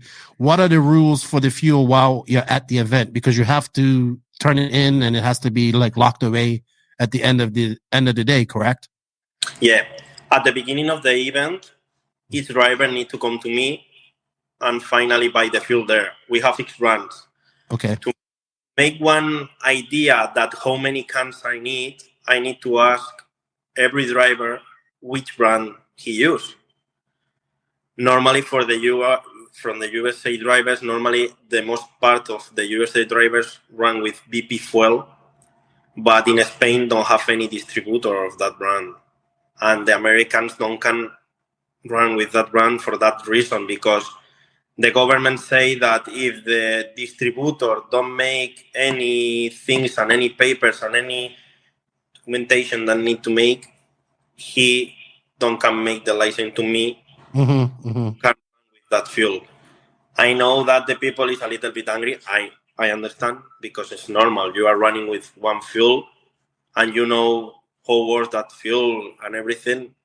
You don't have the security to go to one world and try another fuel that you don't know. But in this case, I know that all Americans choose Runner Time and Nitrolux. It's a very good brand. In Spain, don't have any problem, never. And I think, for example, Ty Tessman come to the world, use the same fuel than me, and everything is good. He don't have blame. So how are you going to monitor the fuel throughout the day, or throughout the event? So each person? Yeah, we have 1 can per driver. Okay, in the beginning of the event, he come to buy to me the fuel, and he can pick the fuel the first day to her table. Okay, when he can use the fuel, he can make everything with the fuel, run. Okay, when the day ends, he need to return to me the fuel. And I say the fuel in one securities part is in the technical inspection. Nobody have the entrance there, only the people of the technical inspection. And we save the fuel there. But only 1 can per driver. And I need that each driver use her can. Why? Because we have the police there every day controlling the fuel. Yeah. It's so crazy because this law is so, I understand. It's like nothing to do with RC cars, like nothing to do with RC at all.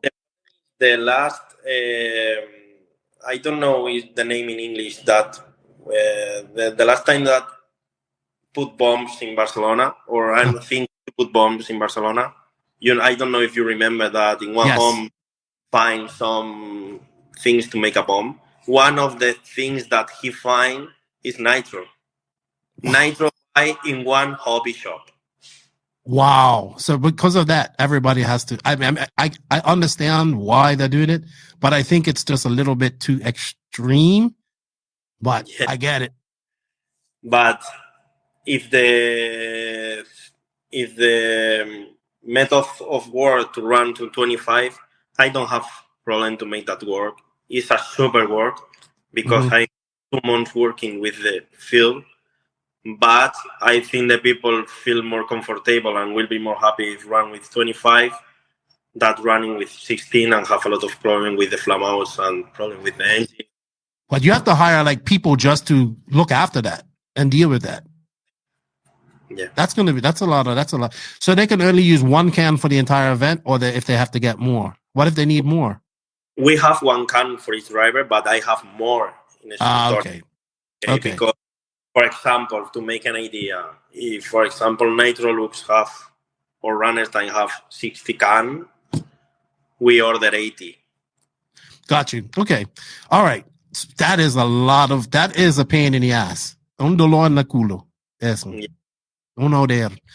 Wow, I never even thought about all of that. That's all the logistics and stuff that we don't even think about, that goes into doing an event like this.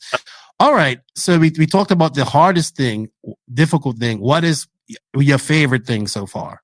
And what do you think is going to impress people the most? For me, the best part of the world is if the first day all people are happy and is enjoying and everything is working well. For me, I don't need more.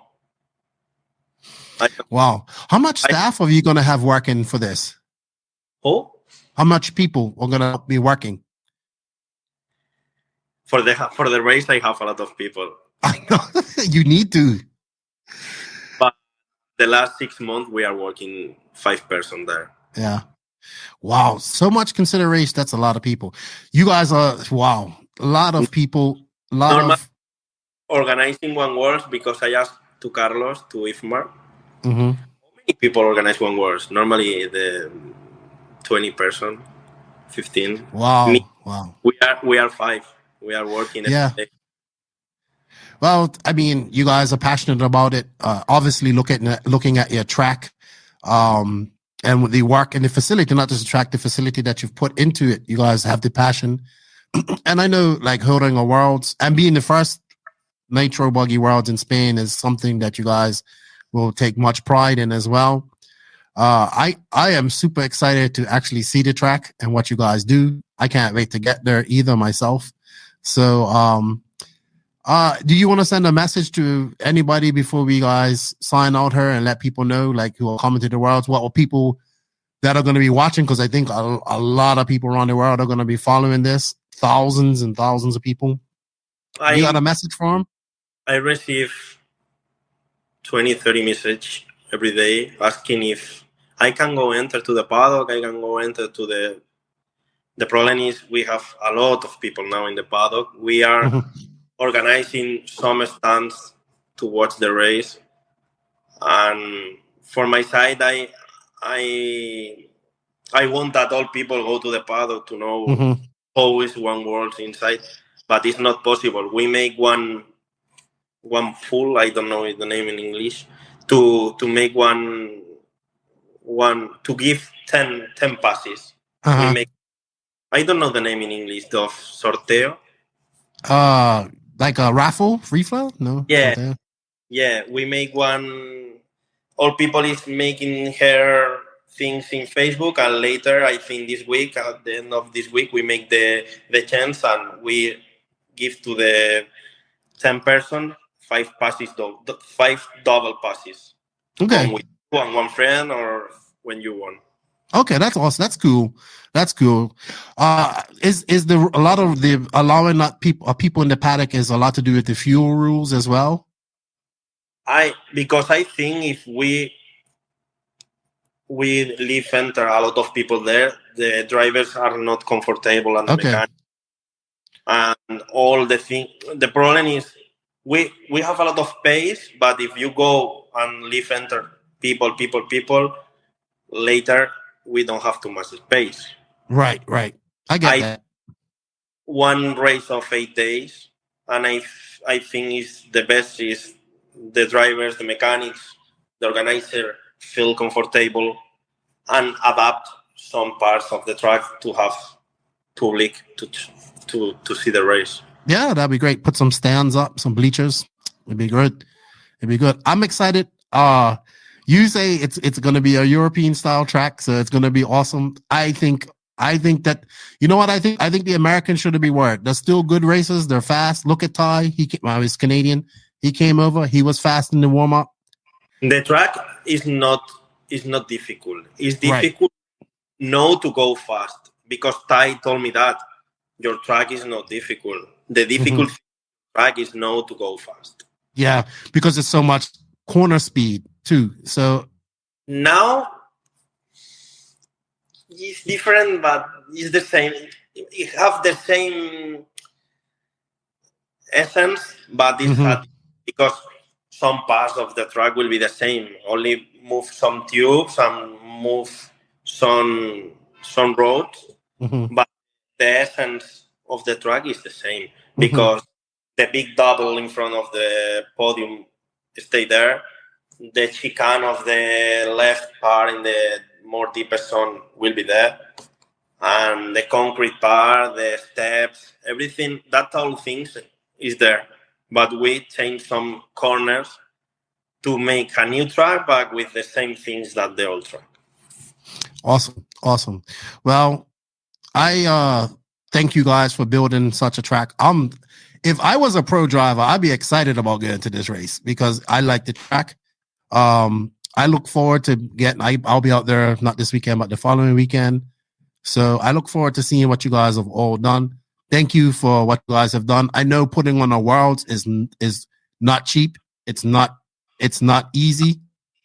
And I know that it's hard. Like, you know what I mean? And especially like you shine some light on the issues with the fuel and what you have to go through just to accomplish that.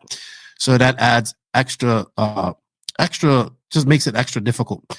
I think the world's going to be blown away with what you guys do. I think we're going to have probably one of the best, if not the best worlds, because the competition level is extremely high in Europe, as well as the Americans that are. I have to say the Americans, Europe, because that's the two main groups. We might have Kyle McBride. Kyle McBride is the one Australian guy. He could make it there, but it's going to be absolute. I love it. Anytime we get to see the best in the world race, and we don't get to see them race in Europe much. You know, like the Europeans go to DNC, Europeans go to Silver State, they go to America a lot. I think the Americans will be faster there, for sure. I know that for sure. Ryan Mayfield, Cavalieri, Spencer will be there and go fast. I know that Americans will be fast because it's not the problem is, for example, 10 years ago, the American tracks will be super jam, with super jams, with super. You have only 180 corners and jam, and in Europe we have super flat tracks with high speed corners. Now, no, because now in Europe we have a lot of track with jumps, with more USA style. If you check the USA tracks now, it's not the same tracks than 10 years ago. It's more with less jumps. The track have more bumps. The track is a little bit more speed, corner speed. We are changing things because I think that the USA drivers know that he need also trying tracks different than the track that he have. Because, for example, the international drivers know that when go to Thailand or go to Europe or go to another place, most probably that the track is not the same than USA. Exactly. Before we finish her, is there any tracks or past tracks that have inspired the Redevon build? No. The first layout that we make in Redevon is made it by me, my father, and my brother, thinking there with one paper and make the draw. No, because this track, the good thing that we like it is that we have 4 parcels in different levels, and we think what we can make with that thing, and we make the challenge with that things. Yeah, and physically it's huge. It's big. Like I've seen 50-second tracks as well, but they're very busy. You know, lots of things and lots of corners. This is a huge. Like I've only seen it on TV, on computer, so I can't wait to actually see it in person. Every single person that I've talked to that's been there. It's like, man, the track is big. I've had people say you lose signal sometimes when you go too far out. That's how big it is. So I think that's what makes it exciting and makes it hard. And this is the world. It should be difficult because it should challenge. It should be. It should be hard for these guys. It should be a challenge for these guys, I think. And I can't wait to see what you guys come up with. I know you're anxious, you're nervous about everything. I would be. But I have a feeling you guys are going to put on a good Worlds, and I can't wait. I feel more nervous to organize the race than the race. And you're racing, right? Yeah, but for example, the first day I'm thinking more in organizing than in race. It's going to be busy. Oscar will race, though. Oscar. It's a lot of work during a lot of months, and we are thinking every time that please, that everything works well. Please. It's hard. Problem of last time. Any rarely thing, please. Yes, it's difficult, man. It's difficult, but we appreciate it. We're happy. I know the RC racing world is happy to have another World Championships. We've been without for 4 years. 4 years, and it's going to be interesting to see. What happens. I think so. A lot. The top drivers I talk with Robert of Davide or Canas, and every say me the same. Wow, I need to the Worlds now. Please. Yeah, so, I know. And then I can't wait. Thank you for all the work that you guys have done. And putting on this, and that is going to be this awesome event.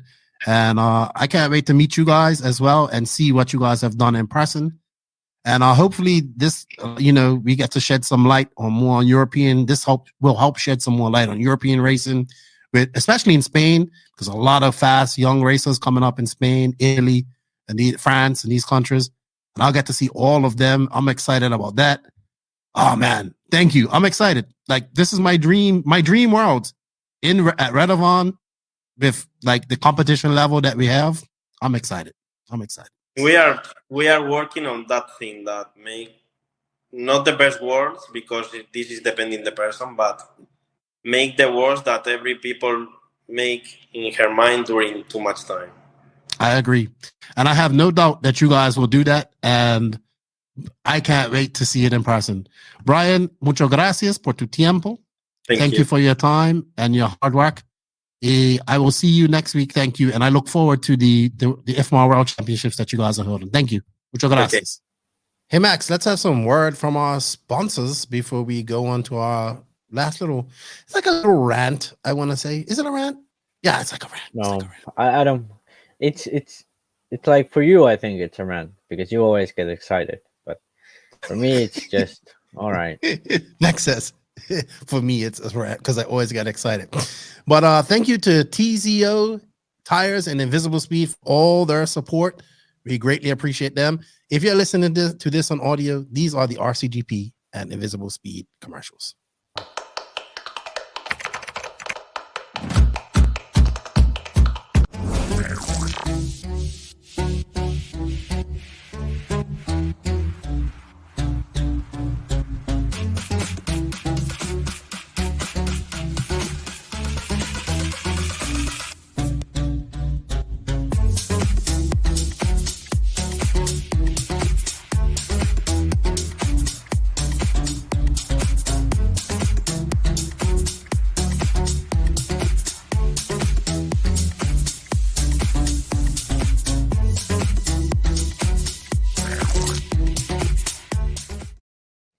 Yeah, thank you to Invisible Speed for the continued support. I was sitting in an Invisible Speed Discord the other day. It was really good. There was a lot of discussion going on in there. People were enjoying themselves. Thank you to them. Also, thank you to TZO Tires. These guys need to get ads with words in it, I think, Max, so people that are listening to this on the audio can hear it as well. If you're watching this on YouTube, this is the TZO commercial.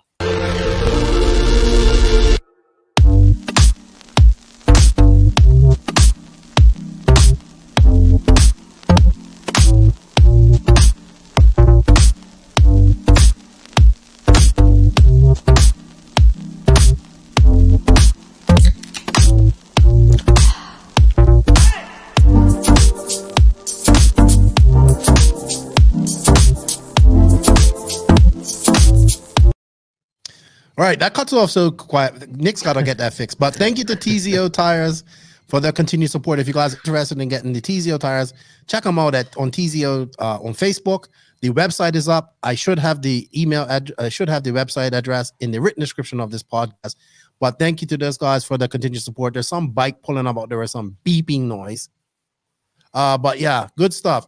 All right, Max. So, yeah, interesting video dropped by Adam Drake this past a couple of days ago. In fact, he was the first one to tell me about it. It's like, hey, you was more excited about it than me at first.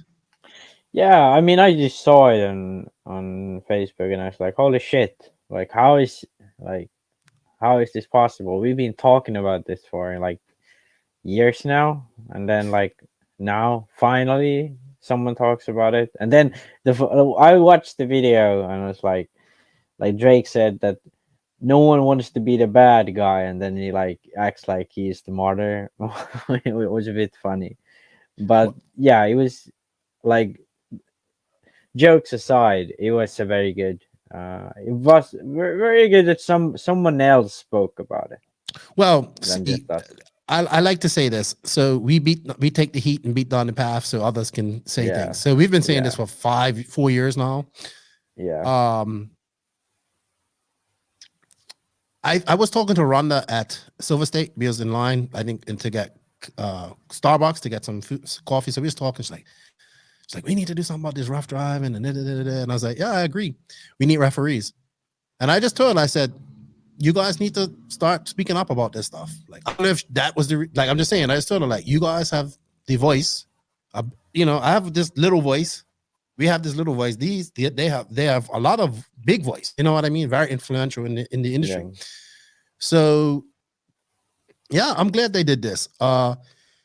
So it was funny because you see a lot of, so let's just explain a few things. So then it's like, well, that's the RD's job and all this type of stuff. Yes, at American races, it's definitely the RD's job.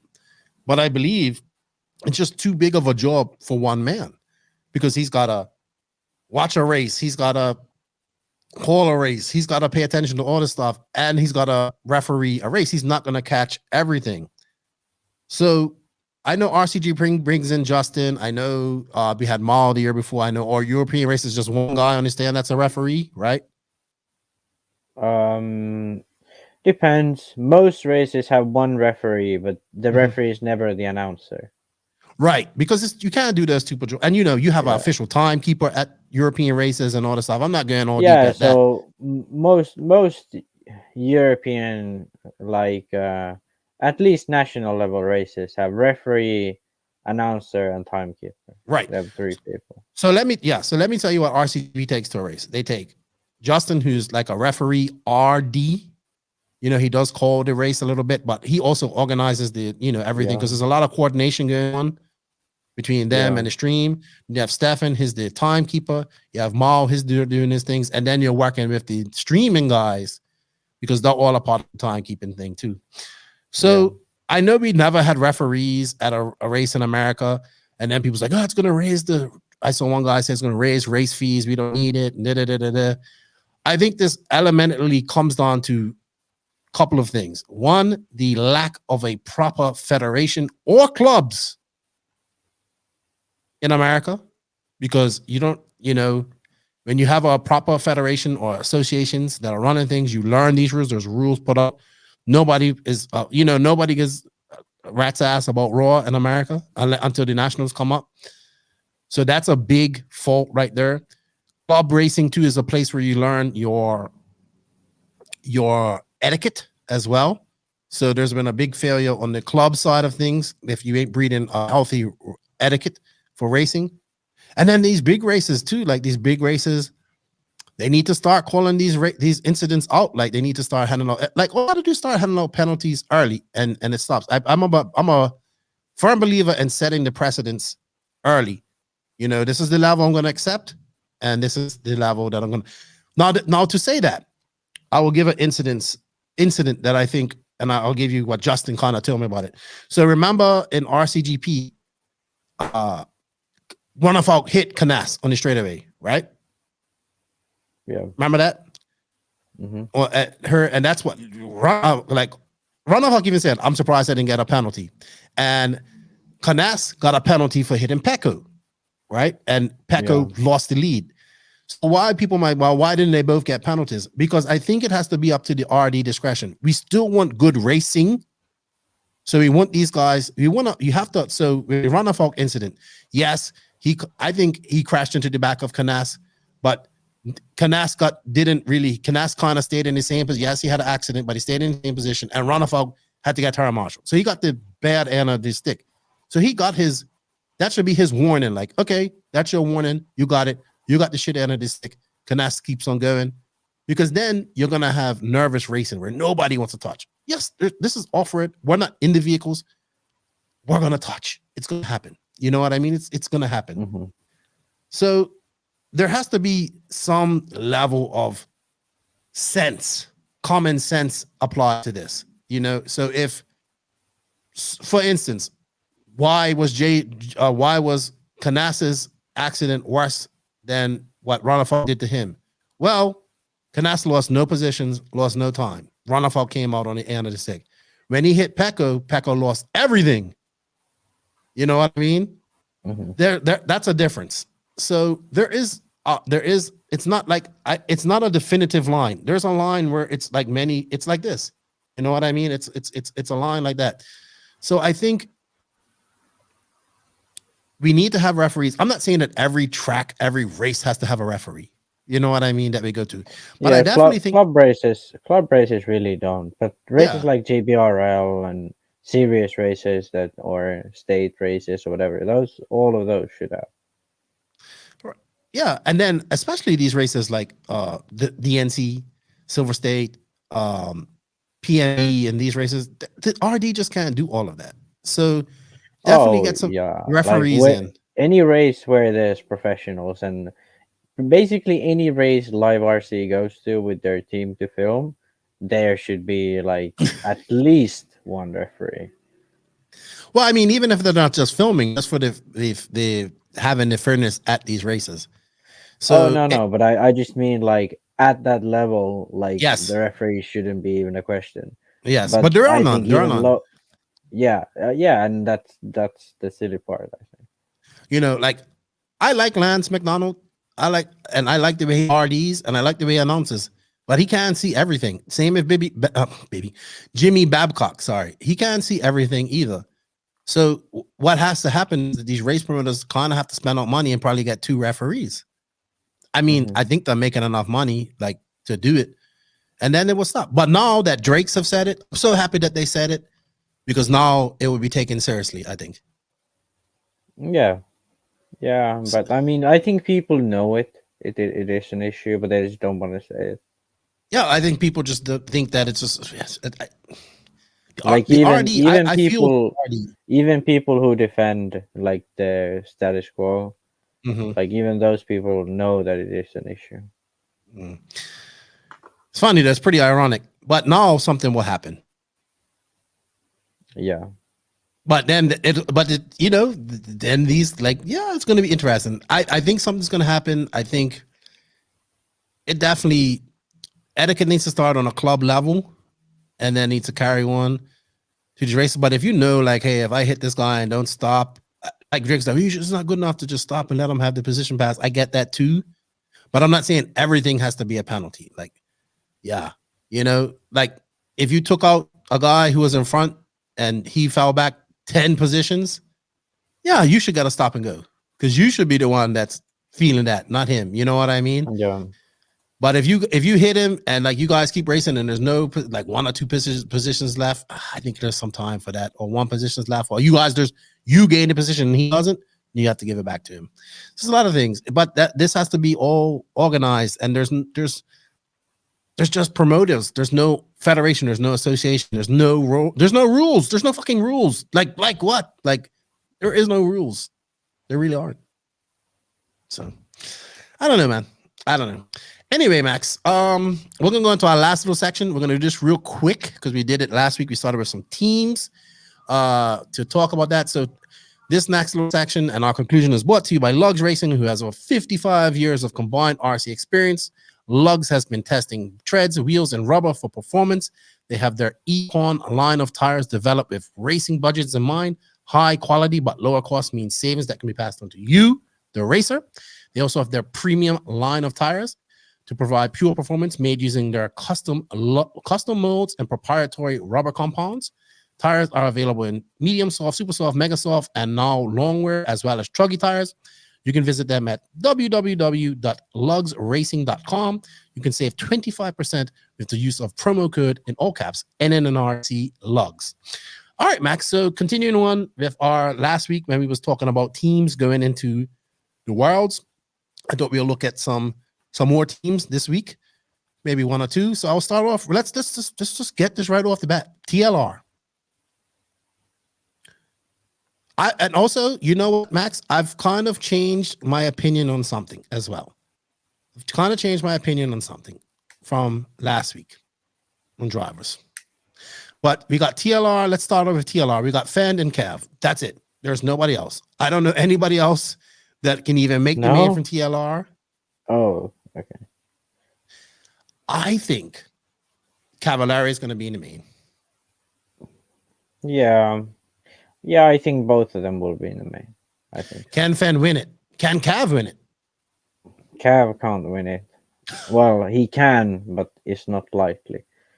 Fend can, but it's not very likely. But it's more. What will likely be Fend's downfall, in your opinion?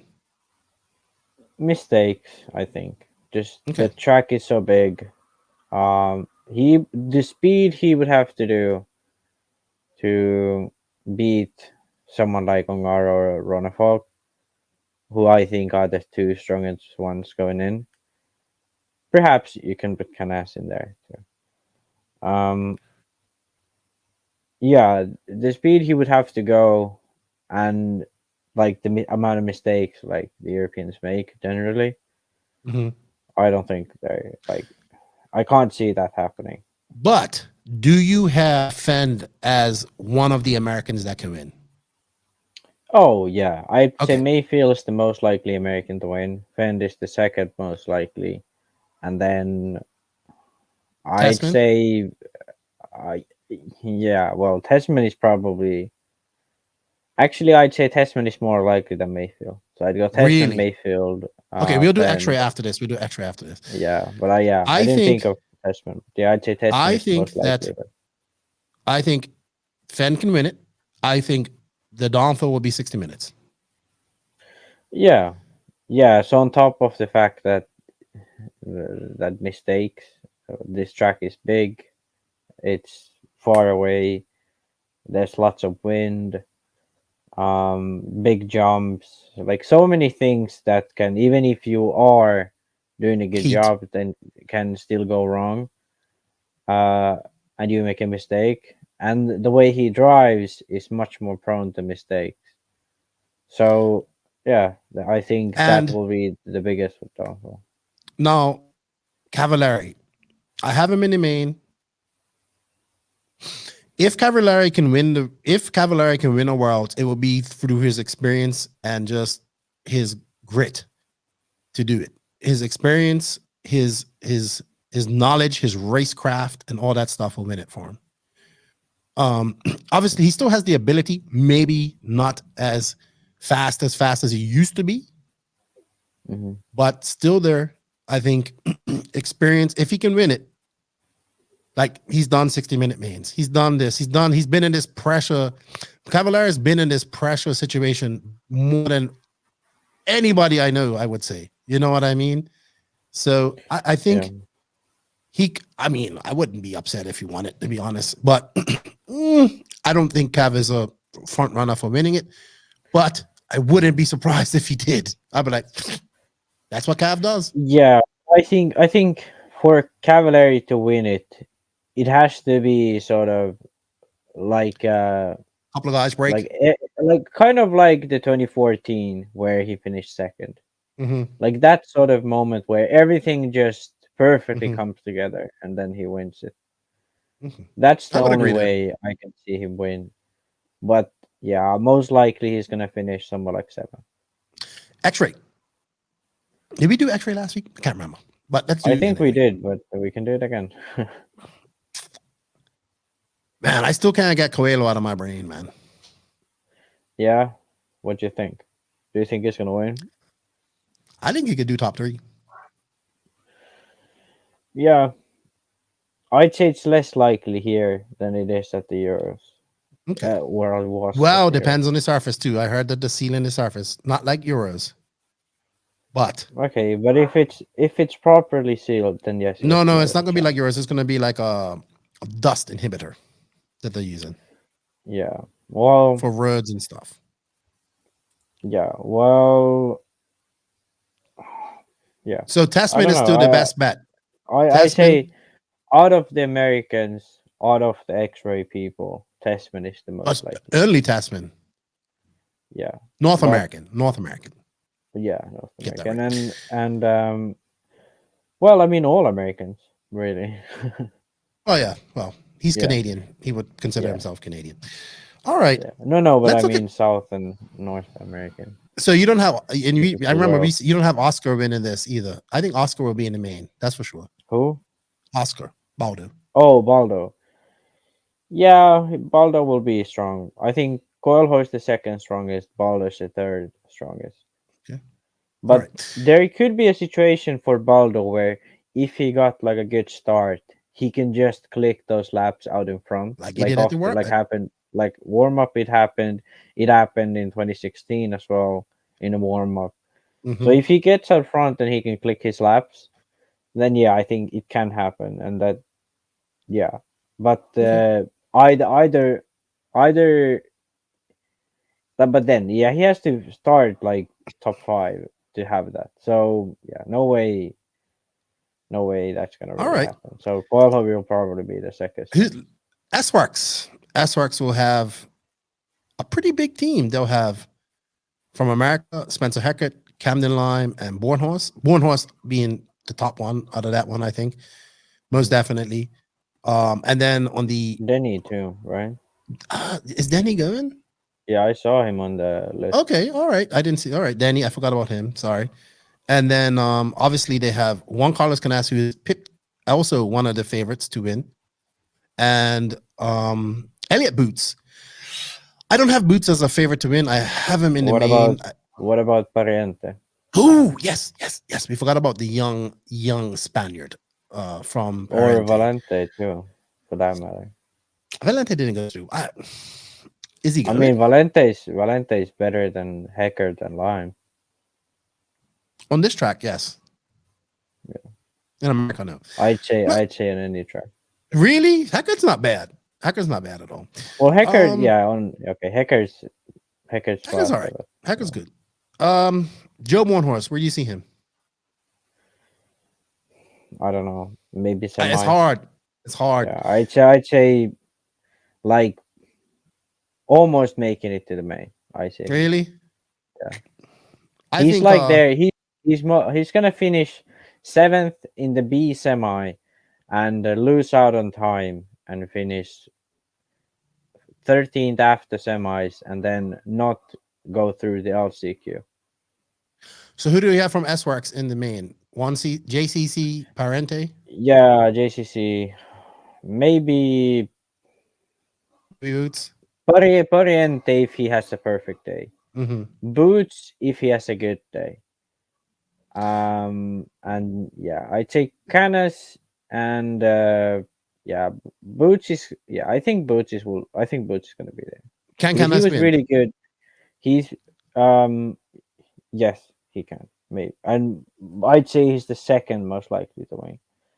And Boots was good here in the warm up, and he was good here in previous years we've been at this track. So I think Boots will be in the main.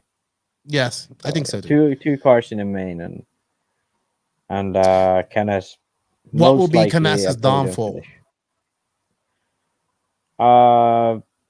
Mistakes. Mistakes and engine really. Mm-hmm. I think fuel mileage and mistakes. 60 minutes. He's gonna most likely make at least one stop more than Ongaro, and most likely 2 stops more than David. Okay. So, like, unless they do something. So that's gonna definitely hurt him. And then just like the way he pushes, he's gonna make those few mistakes like he did at the Euros. Whereas someone like Ongaro or David, they don't have to. Well, they don't drive in a way there where they sort of have those. So you're saying Canas is what would more you on the call them? edge? Yeah, like Canas is so on the edge that he will always make a mistake at that long of a time.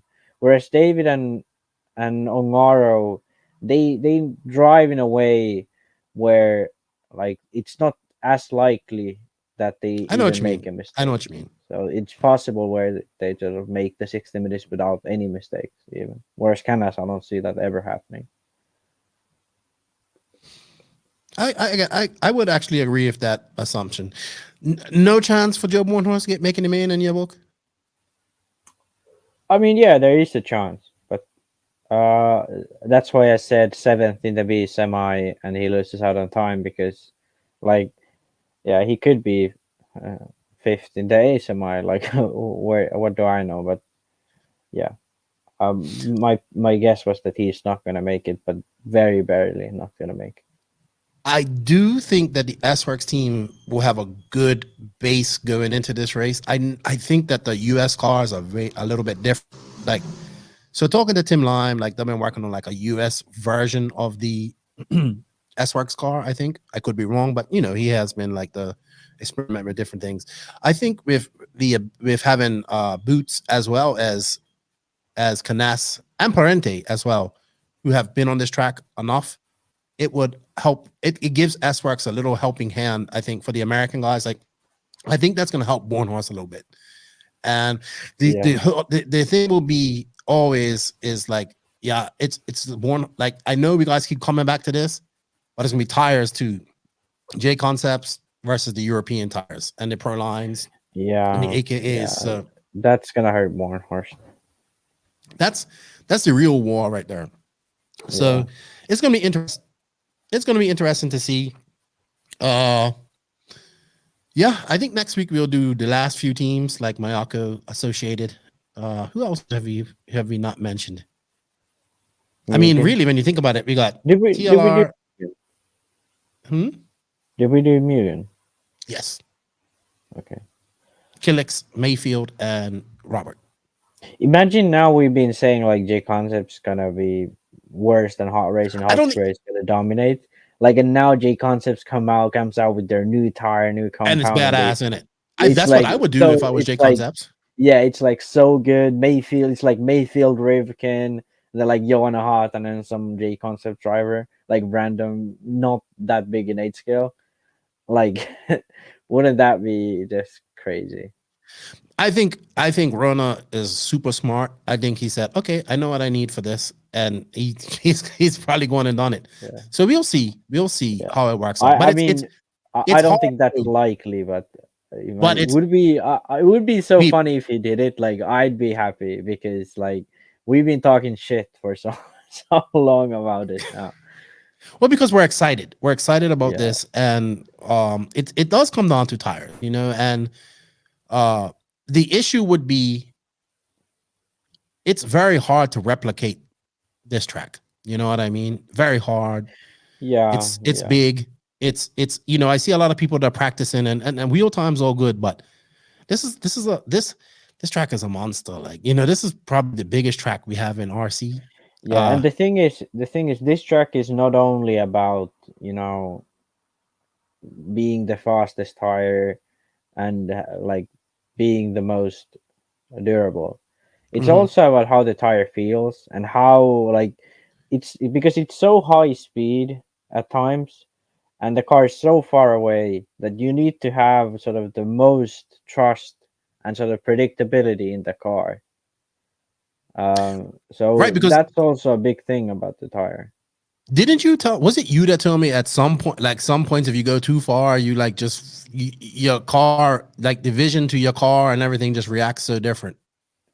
Yeah. I mean, you can feel like there is a bit of a delay when you go to the furthest point in the track, definitely. And Oscar said, I'm sorry, Brian said it's going to be a very Euro style track. So yeah, it's going to be good. It's going to be good. They're going to reveal it next week, I believe. So that should be good. It's going to be interesting to see. It's going to be, I think Jeff Keaton's got the right idea. He's like, I think the Americans need to be confident going into this race. I've talked to a few and they're like, everything, every time it comes to, it's a European track. It should not matter when you are a professional like that. And when you're the cream of the crop, because the cream will always rise to the top. Ryan Mayfield, Cavallari, Tebow, you guys, Testman, those guys are going to be fast. I'm not saying all those guys are going to make them, like, not all these guys are talking about. There might be some guys out there that are just exceptionally fast and we don't even know about. They're not going to be in the game. Paulito might show up and say, hey, look who showed up. Like Kyosho is not, I'm the Kyosho number one driver, and just kicks that. I don't seen him on the thing, but you know what I mean? We can see João Figueiredo like get it together and be flying, or Lutz. It's so many different things that can happen. That's why it's so exciting. This is why I love when all of the best get together and race together. This is why I love the Worlds. I love the Worlds. I love the Worlds. And we're going to be there and we're going to have fun. I can't wait. And we'll have good coverage, even though we're going to be there. All right, Max. I think that's it for today. Thank you for your time. Thank you to Bryan Baldo for his time. Thank you to everybody that sent in questions for us. We greatly appreciate that. Thank you to the NNRC squad for all their support. We can't do without you. Thank you, Max, for your time as well.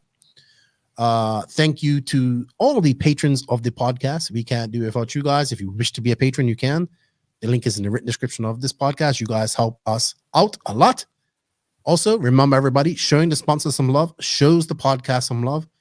We have coupon codes, affiliate links, everything that you need in the written description of this podcast. Please, if you can, show them some love. Helps us out. They are Invisible Speed, TZO 200 tires, TNR Fuels, High Tech RC, Beach RC, Mayako, Techno RC, RCGP, Papa Willie's Traction Tonic, G-Spec RC Tuning, Sun Pedal USA, Racecraft USA, Clinic RC, House of RC, RC3 Raceway. Shout out to the Viking, the Doctor, and Teebs. Check out Teebs' video. Check out Lucas's video. Give them a like.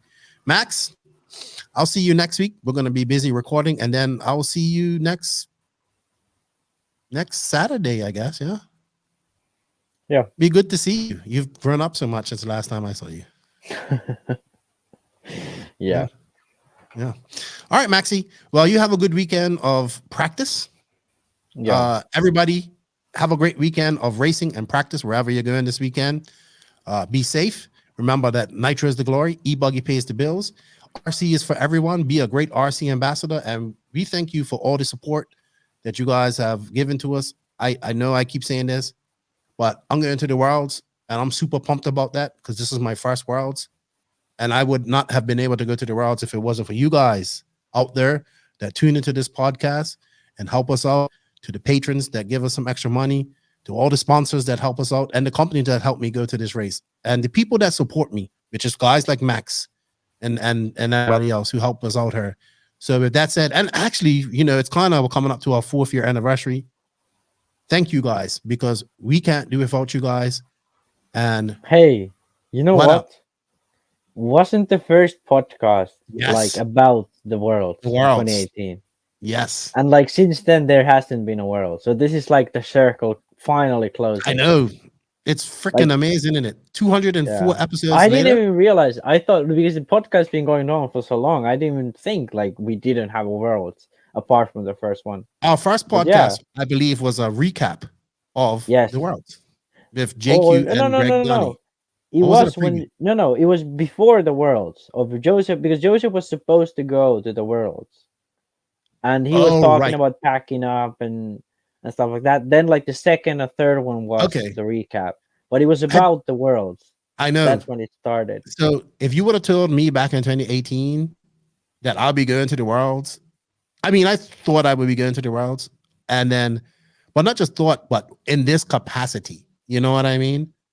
And I'm just pumped, man, and it couldn't be without you guys, man. All the listeners, all we ask people, supporters, is that on the YouTube, go to our YouTube, hit that sub button, hit the notification button, hit that like button or dislike button, leave a comment. On the apps, on the podcast apps that you're listening to this via audio, leave a comment, leave a review, It helps us out. Share, please.